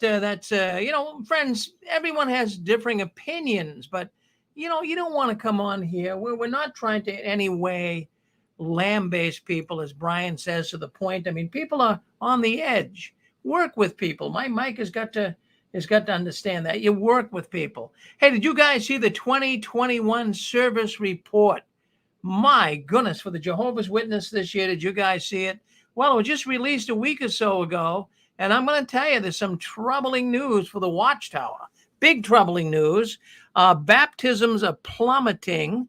Well, let me just give you an idea. Let's just roll the clock back to 2019. There were 303,866 baptisms in the Jehovah's Witness organization. That was in 2019. 2020, 241, 994. Now the 2021 service year, baptisms dropped down to 171,393. Baptisms dropped 20% in 2020 and 30% more in 2021. The total drop from 2019 to 2021 is amazing. 44%. 44% less baptisms in the Watchtower organization from 2020 to 2021. I'm sorry, from 2019 to 2021. 44%. That's a big drop. My friends, one could argue that without assemblies and conventions, you would expect the baptisms to drop. If someone really wants to get baptized, though, Jehovah's Witnesses would have found a way. They'd baptize you in a swimming pool, a lake, a river, even a laundry tub, or a 55-gallon drum if they had to. But 44% drop. Boy, that's a big drop. Hey, yes. Hey, Rick, I would say they're probably children underage. They're getting baptized and they're being forced to. Yeah, well, that's perhaps the ones, I mean, even though there's been a 40% drop, the ones that are still getting baptized are younger kids. You're right. So we got that was my point. I was thinking how many children were pushed to get baptized, how many parents were pushed to push their children to get baptized, how many 9 and 10 and 11-year-olds can you baptize? I think they baptize just about every kid they could get their hands on while they're stealing their ice cream money and their allowance. So what do they have left? Unreal. I mean, that's a big percentage drop. That's for sure. Now let's take a look at Bible studies. The 2021 Jehovah's Witness Service Report, Bible studies. Man, did they plummet. Boy, oh boy. Let's just roll the clock back. Let's go to 2019. They had let's see, that would be 900,618. That dropped down to 500,000. So we just to give you, I mean, I don't want to bore you with figures here, but let's just talk about percentages. We've had a 26% drop in 2020 versus 2019, an additional 23 drop in 2021 versus 20. So a 2-year drop of 39%. That is huge. A 39% drop. Now, really, this is arguably the most devastating number of all. Without Bible studies, no one progresses from a Bible student to an unbaptized publisher to become eventually a baptized Jehovah's Witness. That means the pipeline is drying up. The organization is reeling. The overall numbers are still pretty okay, I guess, if you think about it for now. But I mean, it certainly is not good because these numbers appear to be gaining momentum. The numbers will drop precipitously in the years to come. Why wouldn't they? There's nothing going on in the pipeline. People aren't getting baptized. They're not studying. Yes, the Jehovah's Witness organization, they've been utterly blindsided by this pandemic. This COVID pandemic is the great cult killer. That's for sure. Hey, you're on with us. Go ahead, California. You want to say something? Go ahead. You're on with us. Yes, go ahead. Hi, this is Lisa. Hi, I texted you earlier. Hi, Lisa. How you doing? I'm good. I wanted to expose the Jehovah's Witnesses who are actually, I don't know if you're aware of this, but they're actually Freemasons. They are Freemasons. My biological father was a 33-degree Freemason. He was Mexican mafia, and he sold me to a Sicilian mafia family who could not have children, where I was, satanic ritual abuse was done on me. I've been human trafficked. I've been drugged. I'm being illegally live streamed. I've had the Jehovah's Witnesses hunt me down. I was microchipped illegally. This was all done by Jehovah's Witnesses, Freemason, which are really Freemasons, FBI, CIA, and NSA, because I found out the truth about the Jehovah's Witnesses, the governing body. I mean, the governing body is human trafficking all over the world. They're human trafficking, and they're in bed with the FBI, the CIA, and NSA. You can see me being live streamed illegally through the K-Love radio station, Christian radio station in San Diego, California. And it's just the politicians are involved. Gavin Newsom, the governor, Mayor Todd Gloria is involved. They came in here. It's a company called SIS. They came into the apartment building where I live at. And Cynthia Hernandez, property manager for Hyder now, was with John Stewart Real Estate Company. And also William Burres, who's a maintenance manager. He also was bribed by SIS. They're all in bed. I have contacted 96 congressmen and women a year ago. Not one of them offered to help because they're involved. There's so much satanic ritual abuse. If you look at Springmeyer, he talks about how the Jehovah's Witnesses are involved in Enochian magic. I have the bloodlines, Charles Taze Russell. He was buried in a Freemason cemetery in Pennsylvania. It talks about the pedophiles that are just rampant in the Jehovah's Witnesses. Again, they are all the Freemasons. Jehovah's Witnesses really are Freemasons, and they don't want anybody to know. It's one of the biggest cover-ups, and there is nothing Christian about them. They're part of the MK Ultra. I'm a survivor of MK Ultra as well. So when I mean satanic ritual abuse, they take children and they sacrifice. They put them on the altar of a Baphomet statue, and they stretch these babies' organs to get them ready to be human trafficked in the future. They microchip them illegally. It's being done by Freemasons who are judges, lawyers, cops. Where I came from in upstate New York originally, the lawyers, the cops, the judges, the doctors, they were all in on it. The Warwick congregation in New York stopped me. They were horrible. They harassed me. My phone has been hijacked 22 times. I've had 18 emails hacked into. The governing body, they're all in bed. The man that molested me as a baby, he took over for John Gotti. He's Sicilian Mafia. His name is John Temperio, and his wife, Marianne Temperio, is a madam. And they are all involved in this human trafficking all over this country. And they're acting like they're Christians, but they're free Masons. The world, anybody who was an ex-JW has got to wake up, because this is really happening. I'm a targeted individual, and they targeted me when I found out the truth. And I am being live streamed illegally against my will because of this. I'm now a born-again Christian, and they have poisoned me. They have mutilated my body. They have drugged me. And you can go, like I said, you can go on and you can contact any of the DJs on Caleb if you can't find it. This has been going on for a year. I was human trafficked in hotels.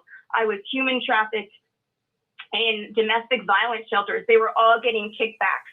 I know I have names of celebrities. I have names of politicians who human trafficked me. My fiance is military intelligence, and he has everything. I have contacted the New York Times. I have contacted newspaper after newspaper after newspaper. I have evidence, and they don't want this exposed. They don't want the truth to get out there, because it's happening. That people who are targeted individuals, it's because of the Freemasons. It's an illegal torture program that's being run in this country by CIA, FBI, NSA, and the Freemasons. And nobody wants this to get out. It's a black ops. If you go to targetedjustice.com, you're going to see how so many people, this is happening to all over this country and all over this world. And it's done by Freemasons, AKA Jehovah's Witnesses. The governing body, it's the whole organization, all has to do with, it's not, as we know, it's not even an organization. It is a cult, and they're flipping all of this real estate. There's nothing, even their watchtowers and awakes have demonic, phallic information. I learned this after I went to Kim and Mikey on YouTube, and they expose it right from the own watchtowers and awakes, the satanic ritual abuse. There's so much satanic ritual abuse, and this is how they sacrifice to Baphomet, to Satan, and they go up, and they just go up in the realms. And this is happening in the Jehovah's Witnesses, and it's happening in Hollywood. Hollywood is Freemasons and Illuminati are the same, so they all run in the same realm. These pedophiles are taking over, and anybody who was a Jehovah's Witness who tries to be a whistleblower like I am, and I'm trying to reach Leah Remini to bring this to light, because this needs to be brought to light. They go after them. They have tried to kill me. They have tried. Hold on here. Now, hold on here, Lisa. It's Lisa, right? Yeah. So what I want to say now is, obviously we do here at the Six Screens, you know, we cover all aspects of Jehovah's Witnesses. You know, we've had other people come on and explain thoughts like you do. Of course, now you know there's people that do disagree with you, right? Absolutely. And they're absolutely entitled to their opinion. Yeah, no, that's right. But at least here at the Six Screens, nobody else lets people speak up. But I've had a number of people that have come on here and talked about this.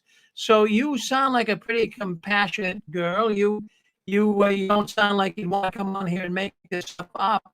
Is there any what would you this way? I mean, obviously you're listening on YouTube right now and have you. What would you say? See, people are looking for evidence. They're looking for evidence. You know, so what would you say is the overwhelming evidence that you have been ritually abused in the Watchtower?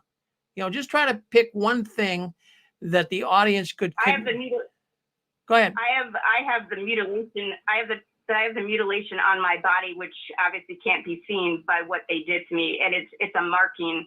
It's a mutilation on my body from being human trafficked. You can't make that up. I can't obviously show that, but if you go to about the, you know, because the Jehovah's Witnesses are involved in Enochian magic. Like I said, if you go to Fritz Springmeier and you go to I think it's the Bloodlines of the Illuminati by Fritz Springmeier and part 12, you're going to see the truth about the pedophilia and the Jehovah's Witnesses. You're going to understand about the satanic ritual abuse. You're going to understand the connections and what they're doing. Well, Lisa, no, let me step in and say this. Now, we know. See, a lot of people, they don't know how evil, how satanic, how much the Watchtower is steeped into the occult. Now, what we do here, and I want you to realize this too, and I appreciate you being a Christian woman. So what we have here, people leaving the Watchtower, we put them into two different camps. Now, there is the believer camp, and of course, you believe in God, and which makes you believe in the devil. But there are so many people that are leaving the Watchtower. See, they don't want to believe in God. That's the camp they're in. And so when they don't believe in God, they can't believe in the devil. So they instantly refute what you say. But I've heard this said before, and I don't know why that people are so willing to strike out against you.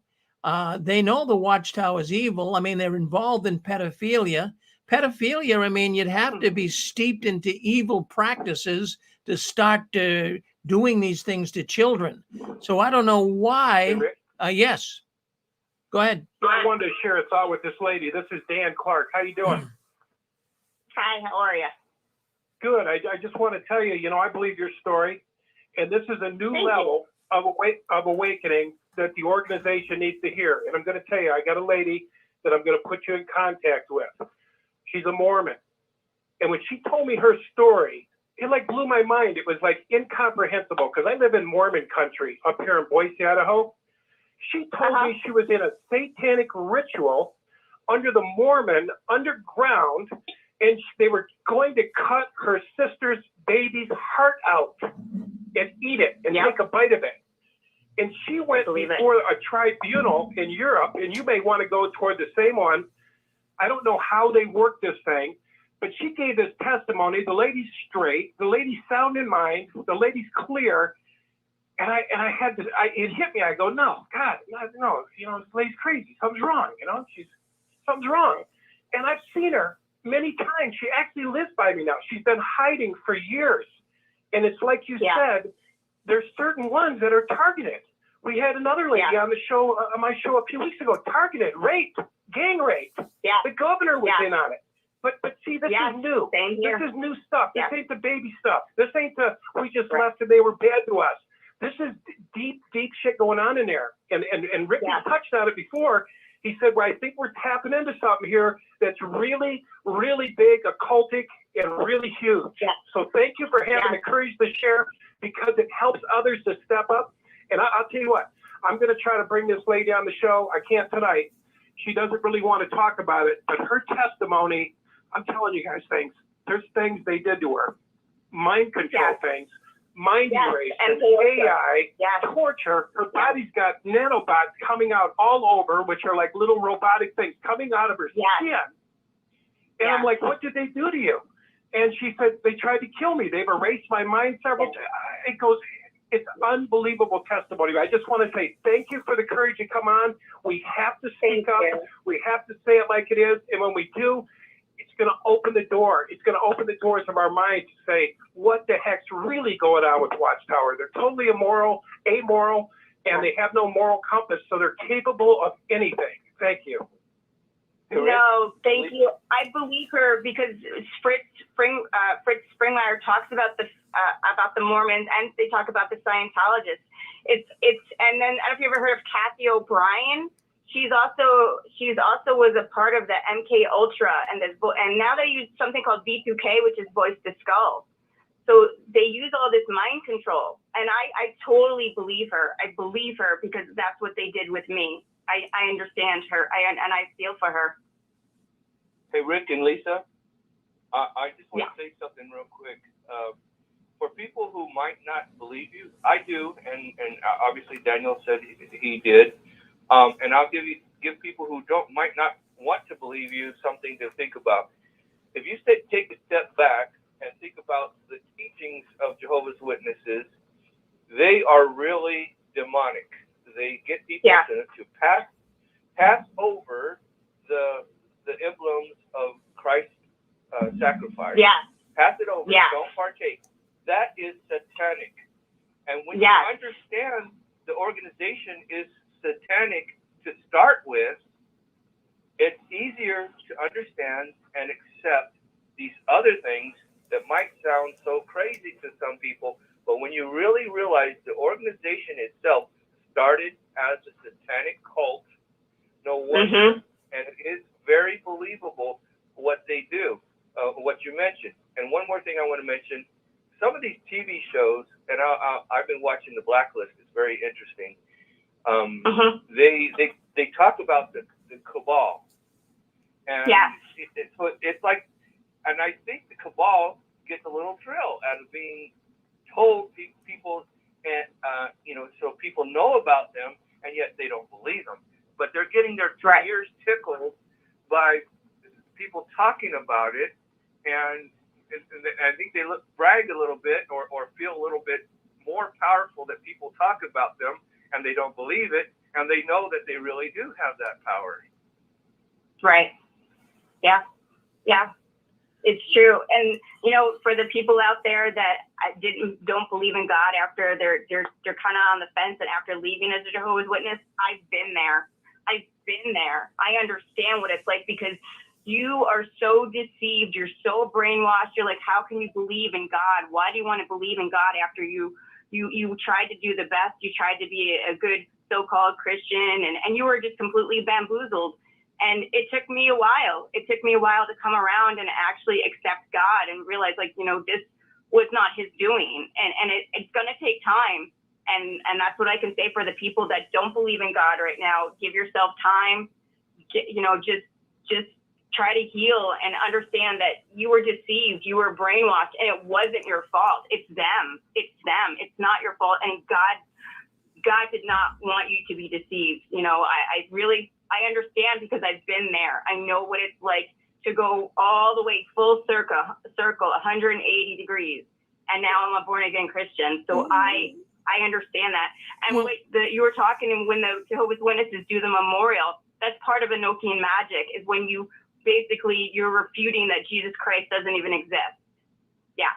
No doubt you've got a lot of information. Now, what I'm going to say to you, Lisa, is the man that just talked to you a little while ago, Dan, his name is, and he interviews people on every other Saturday night, and he's booked up for tonight. But would you like to come on his program in a week and then talk about your experiences and what you feel? Sure. All right. Sure. Tell me when, and I'll. All right. Yeah, Now absolutely. you say you wrote to me today. Did you? I didn't get it. I'm sorry because I've been working on the news here all day. But did you write to me? What'd you write to me? An email or messenger? I messaged you on Instagram just in case I wasn't able to get through, and I gave you my phone number just in case. All right. Could you? Yeah. Hold on one second. Could you before the day's over, Lisa, send me a message on jwworldnews@gmail.com. What is it again? JW, what was that? jwworldnews@gmail.com. Say, hey, yep. At gmail.com. Yeah, Okay. and just say that jwworldnews@gmail.com. and say this is Lisa. Then I'll make arrangements for you to come on and be on Dan's program in a week or two. Okay. Sounds great. Thank you. Well, thank you, Lisa, for coming. This is Scott. Yes, Scott. Go ahead. You got a question for Lisa? You just want to say something else? Well, no. I would definitely enjoy listening to that show because I'm not trying to be argumentative. So please don't anybody take it that way. It's just I was a witness for many years. I've been out for 10. I still believe in God.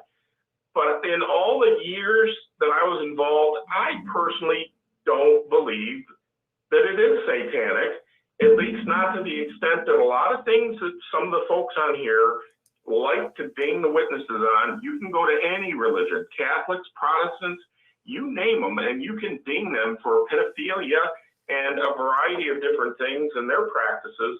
So I honestly don't agree with that position, but I would like to hear her story and understand more about maybe what she experienced, because I have no doubt that some people have experienced some terrible things that I have probably never witnessed. I can only tell you in my 30 or so years of being a witness, I've been a pioneer, I was a ministerial servant. I mean, I saw some bad things. I certainly saw some bad behavior on the part of some witnesses, but I certainly never felt like I was involved with anything demonic in the least. And I will defend that because I never saw it. And I wasn't raised that way. You know, I'm sorry. I was raised from the time I was 8 years old. My parents were Baptist before that. And you may ascribe certain things and say, oh, they're satanic, but I don't know that there was necessarily that kind of thought process behind some of those things, like the memorial. I do not agree with what the statements that were made on the memorial. Brother, were you up with the fire? I want to hear the show. I'm not trying to argue with anybody. I just want to hear Lisa's comments, and so I will be interested in hearing it. I believe Lisa completely, and I can say that I've seen and experienced a few things. And when you're hooked into the higher ups, that's where it is. It's not with the rank file. Exactly.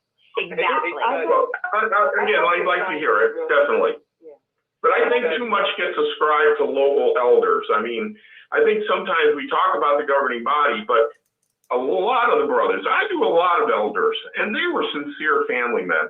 You may say, oh, they're misled, but if they were misled, they were sincerely misled. And I don't think they had ill intent, or whatever intent they had, it was unfortunately because of the direction that they were receiving, maybe from the organization. But I don't think it's necessarily them personally. I don't think they sit around, at least not in local kingdom halls, maybe some do, and try to scheme up things and stuff like that. But yes, there's definitely things that go on. I've had my experiences with elders, so I do understand. I do, I've had some personal experiences. So I'd like to chime in real quick before Lisa gets off. Lisa, my name is Margot, and I really commend you for coming out and speaking about those type of things, because I think not easy. Yeah, no, it can't be. And all of our experiences with Jehovah's Witness organization are on so many different levels, and we have all experienced something different, and yours is way different than what I experienced as a Jehovah's Witness. But I think also I'd like to just to share this with everyone, that whenever someone is sharing an experience about something, we can agree to disagree, but to keep an open mind, because when people are victimized, it's hard for them to even tell anybody in the beginning. And so when someone that finally reaches that point in their life where they are no longer a victim, they are a survivor. That is where I just totally commend you on that. And I just want you to know that as we all continue to wake up, nothing is surprising me anymore with Jehovah's Witnesses. Because I'll say this real quick and get off the line. When I went to the Baptist preacher when I was, 19 years old and told him I wanted to leave being a Baptist, right? You know what he said to me? He said, well, I'm not going to stop you from doing whatever you want to do. He said, but Jehovah's Witnesses are devil worshipers. But because I was beginning to becoming indoctrinated, learning about the false teachings, my mind was closed. But with what you just mentioned to me just now, what you shared with everybody that Rick has online, it just hit me. I'm thinking, you know what? The man, maybe he probably knew what he was talking about. But thank you, Lisa. I appreciate that. You coming and sharing that, because it's not easy. Thank you so much. No. Thank you. Thank you for your kind words. Thank you. It is not easy. It's not easy, but I want the truth to get out there. Hello. Can you guys hear me? Oh, yeah. Go ahead, Larry. Okay. I want to defend Scotty, if I'm saying it right, Scotty. And I want to say, I never said that individuals were satanic. But here's the thing on what I'm saying. Anytime an organization sidetracks Jesus Christ, that's something a demon or devil would want to do. Draw people away from following Christ. And that's what the organization does. And so I even said, let's backtrack a little bit. They know pedophiles. They know pedophilia happened. They know of this Enochian magic ever happened, which I'm not saying it never happened, but say it never did. Still, the organization is satanic by the way it teaches. Now, I'm not saying the elders or individuals are following or trying to worship the devil or the demons, but I'm saying the organization itself is controlled or teaches demonic things, and they're hidden. And we know the Bible says the devil appears like an angel of light. So it appears like it's good, but it's not good. So when you understand that, all I said before was when you understand the teachings are drawing away from Christ, even disfellowshipping is not a Christian. Christ did not teach it. Christ did not do it. He didn't disfellowship a single person. It was not a practice. It was not even a practice of the early congregation. But the Watchtower, even in 1948, in their Awake magazine, admitted that the Catholic Church, when they did would excommunicate, that's of pagan origin, and yet they do the same thing. So what I'm saying, you're making my point that other religions do things very similar, and I really don't think Jehovah's Witnesses sidestep Jesus. I gave plenty of public talks. I gave prayers. I led service meetings. I conducted book studies, and I just don't feel that was ever the case. Now, yes, they put a lot of emphasis on Jehovah, but Jesus is right along there with them, and the whole point of the memorial is to discuss Jesus. I mean, so I just don't see the sidestepping personally. That's my experience. I understand that. But I understand what you're saying too, and I don't necessarily agree, but I understand where you're coming from. I was born and raised a Jehovah's Witness. Born and raised, so that's all I knew.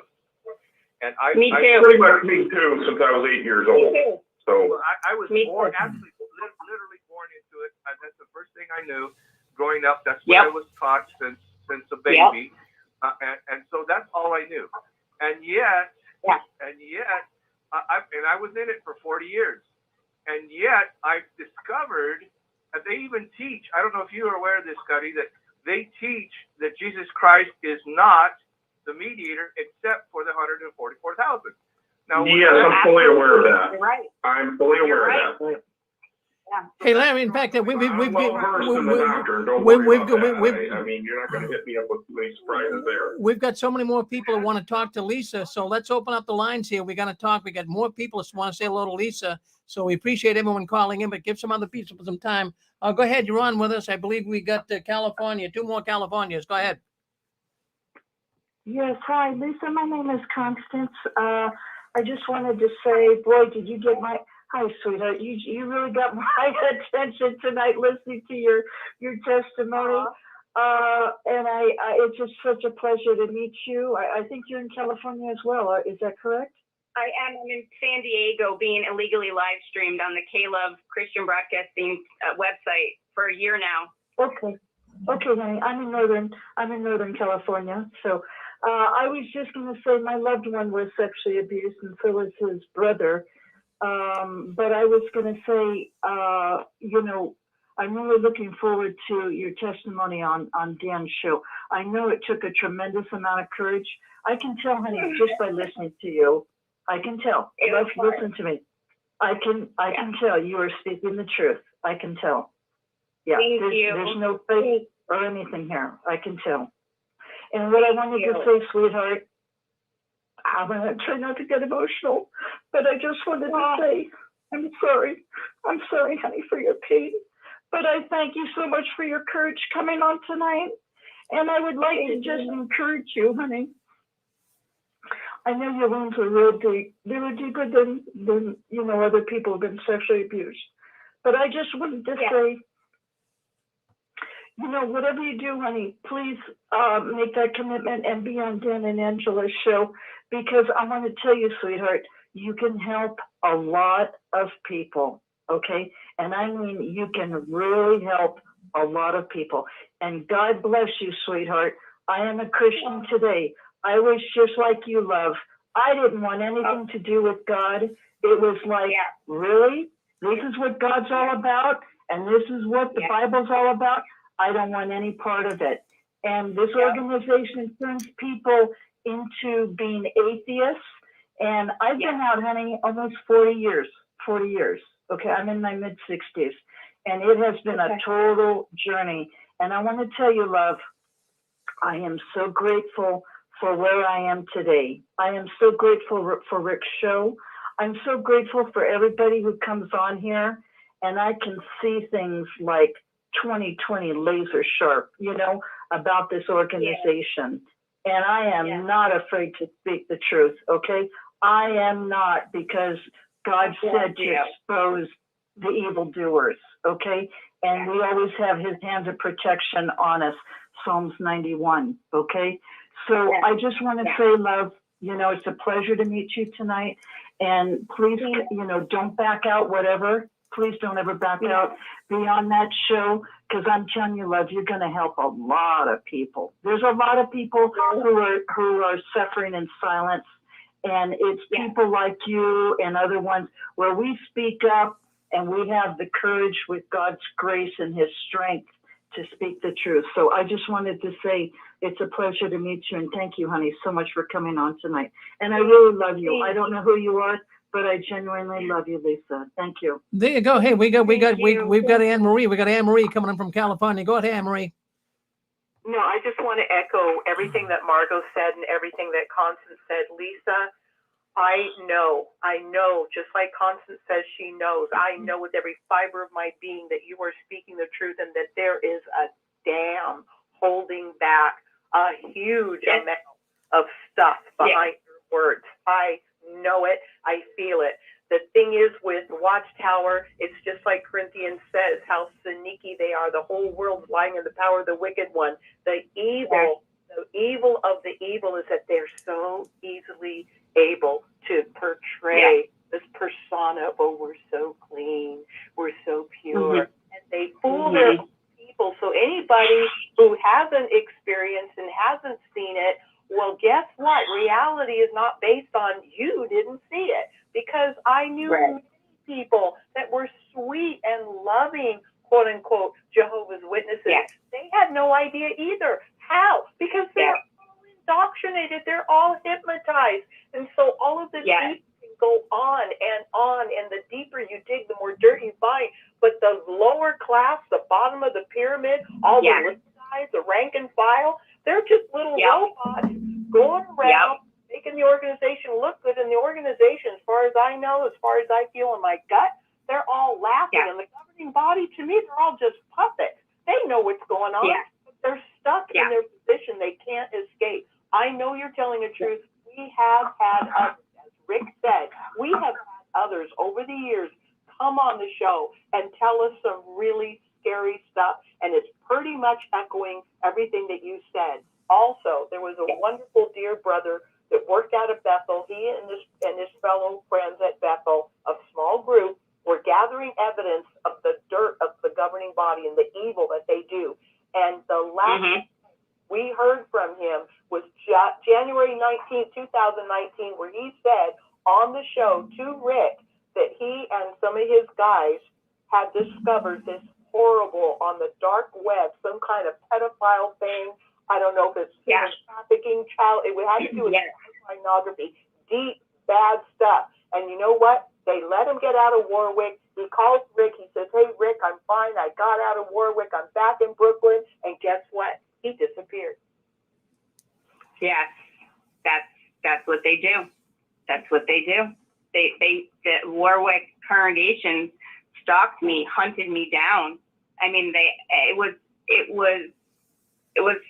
horrible. There's no word to explain. I mean, I have names of local elders, the governing body. Again, it's not just happening in this country. There's human trafficking all over the country because they're working with the feds and the CIA and the NSA. It's an illegal torture program, and it's called it's Project. It's not just MK Ultra. It's Monarch, the Monarch Butterfly Project, and it's mind control. The lower people who are not pioneers, who are just publishers, they have no idea that this is happening. The higher up you go, it's like the food chain, the more you're going to know. There was a circuit overseer by the name of Ed Govea who was involved, Sheldon Hunter, who's a Bethelite, an elder, my ex-husband, Frank Skiles, my ex-mother-in-law, Lynn Skiles, Daniel Temperio, Amberly Temperio. I mean, there's tons of, I got names. I have names. I know what I'm talking about, and there's no reason for me. It's not easy. Well, we're gonna find notes. It's not easy at all, Lisa. This is Rick at the Six Screens. Now we do have. There's been some other people, so I'm gonna just bring. We've got. It looks like area code. Is that you, Christine? Did you want to come in, Christine, and say something? Go ahead. Yes, I had two questions. This is Christine. Hi. Hi, Lisa. Thank you for sharing. Like the other friends brought out, have a lot of compassion and empathy for anyone that survived the kind of trauma you must have gone through. I have a lot of anxiety finding all these things out. I was in for 45 years, and I woke up I'm in my 60s, and I woke up from finding out about all the evil, and I'm sorry you went through all that. I do have a couple questions that, sure. You're welcome. I have a couple questions because now that I've been out about 4 years and I try to look into things, I try to listen to everybody what they're going through and online, and they call it the rabbit hole, going down the rabbit hole. Absolutely. So when I first woke up, it was my son. My son was leaving, and I asked him why, and he had found out about the Royal Commission case. Yeah. And told me all about it. And then another rabbit hole was that really convinced me that you can prove it by this method. I mean, people talk about all this stuff, but when you have something you can tangibly touch, and that was for me.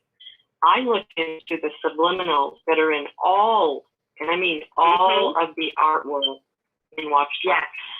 So when I first found out about it, I went, what? Because here I've been looking at literature my whole life, and I never saw anything.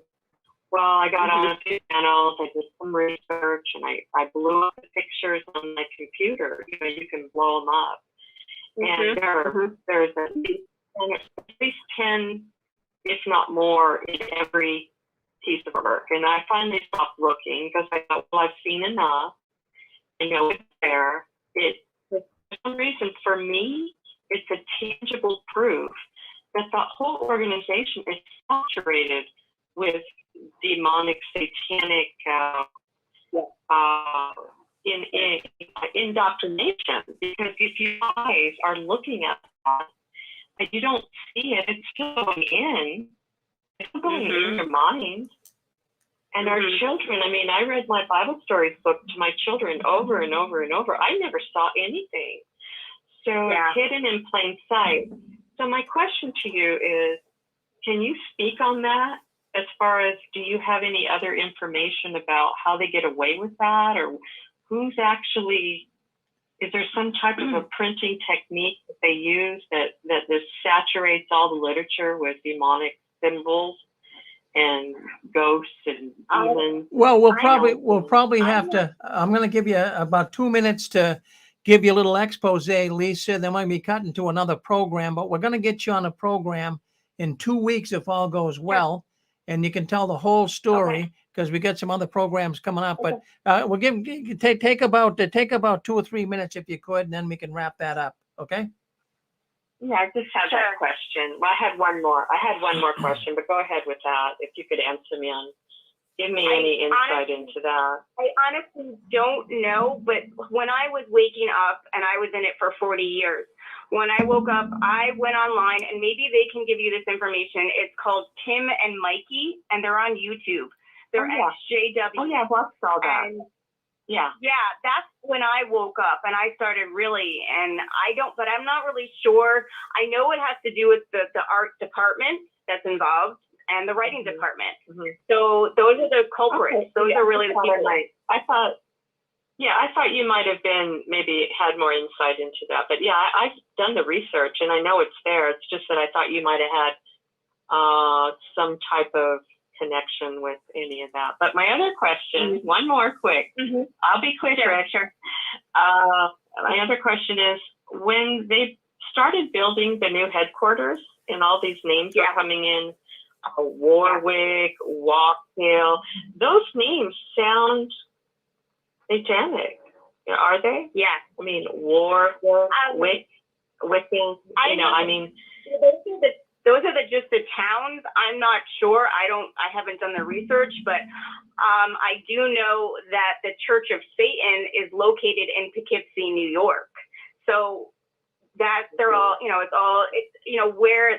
where Warwick, where Walkhill, Patterson, where all those headquarters are at, it's so much satanic activity because of the Church of Satan being across the river in Poughkeepsie, New York.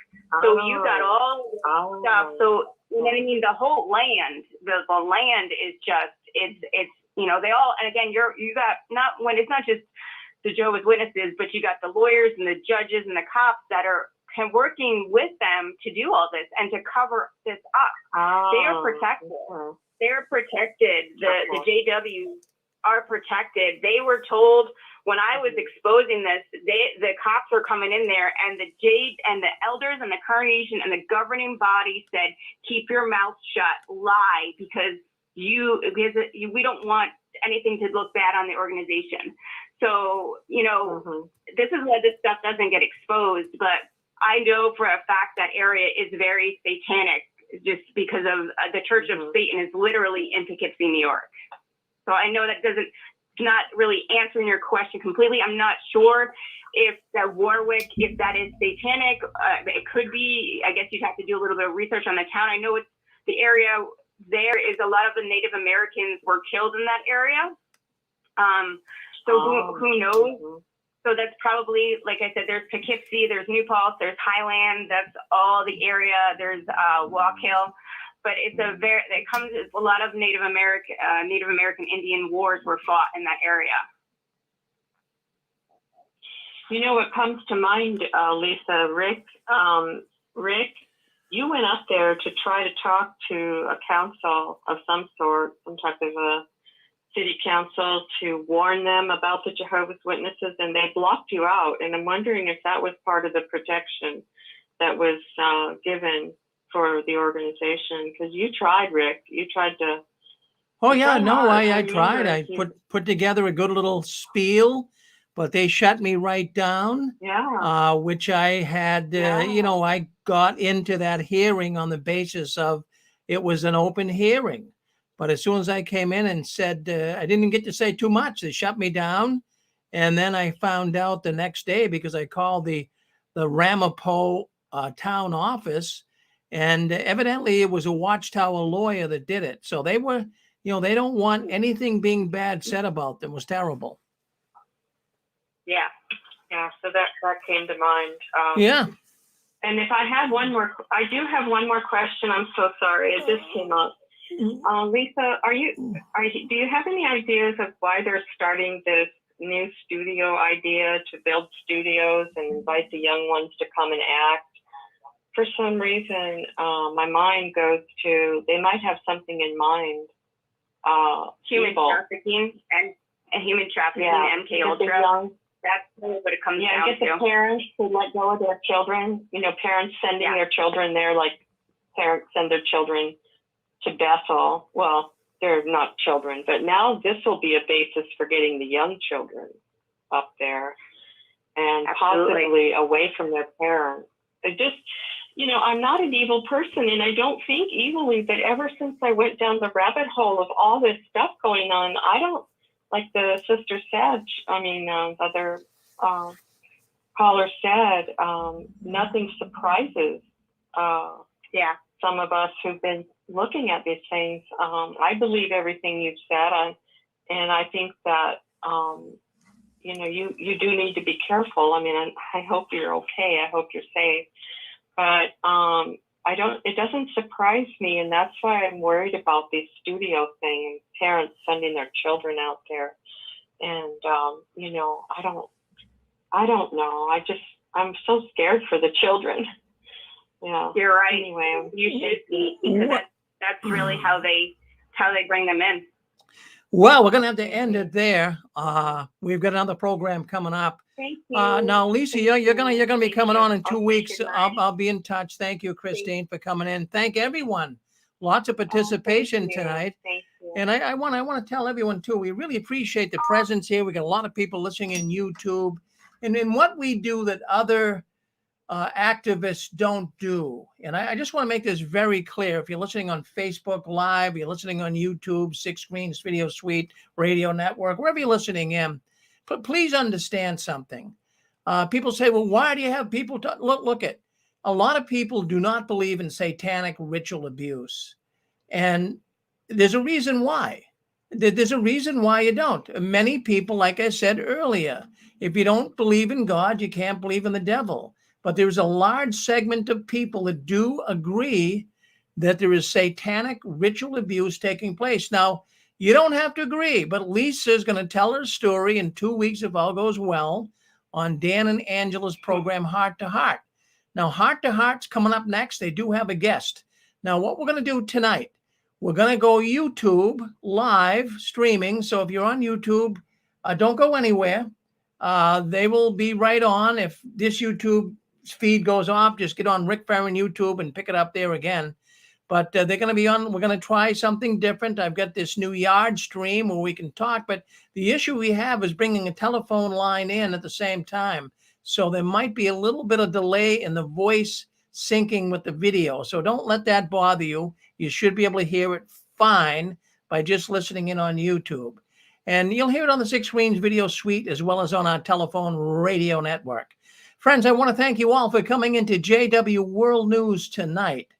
And I just want to put a word out. I want to tell you about a man that was so loyal. He loved the Six Screens. His name was James Wagner. And James Wagner was always writing on the Six Screens Video Suite and talking to the people. He died, I believe it was on January 6th. But he was a loyal fan of the Six Screens. And our heart goes out to his family. And James, I know you're a God-fearing man, and you're in a better place now because I know you suffered so much pain. Thank you, James, for being a listener to the 6 Screens. Well, anyways, I want to let you know we appreciate you coming in. Join our Facebook group. If you like what you heard here tonight on our YouTube live streaming, why don't you put a like down there and subscribe to it? The more subscribers we get, the more people are going to be coming in and seeing what's going on behind the curtains of the Watchtower. So that's it. You're right up to date on what's going on. And the last one, leaving the Watchtower, please turn off the new light. We're going to have a little 5-minute intermission here. We have our friend, our 6 Screens host, Anne Marie. She's going to come on, talk to you guys for about 5 minutes, and I'm going to get off of this broadcast and get heart to heart on. You're out there with us, Anne Marie? We're right here, Rick. All right, there we go. So I'm going to disconnect this here and start a new one. You're on with it, Anne Marie. Take it away. Hi, everyone. This is Anne Marie again. I know you guys all know who I am. I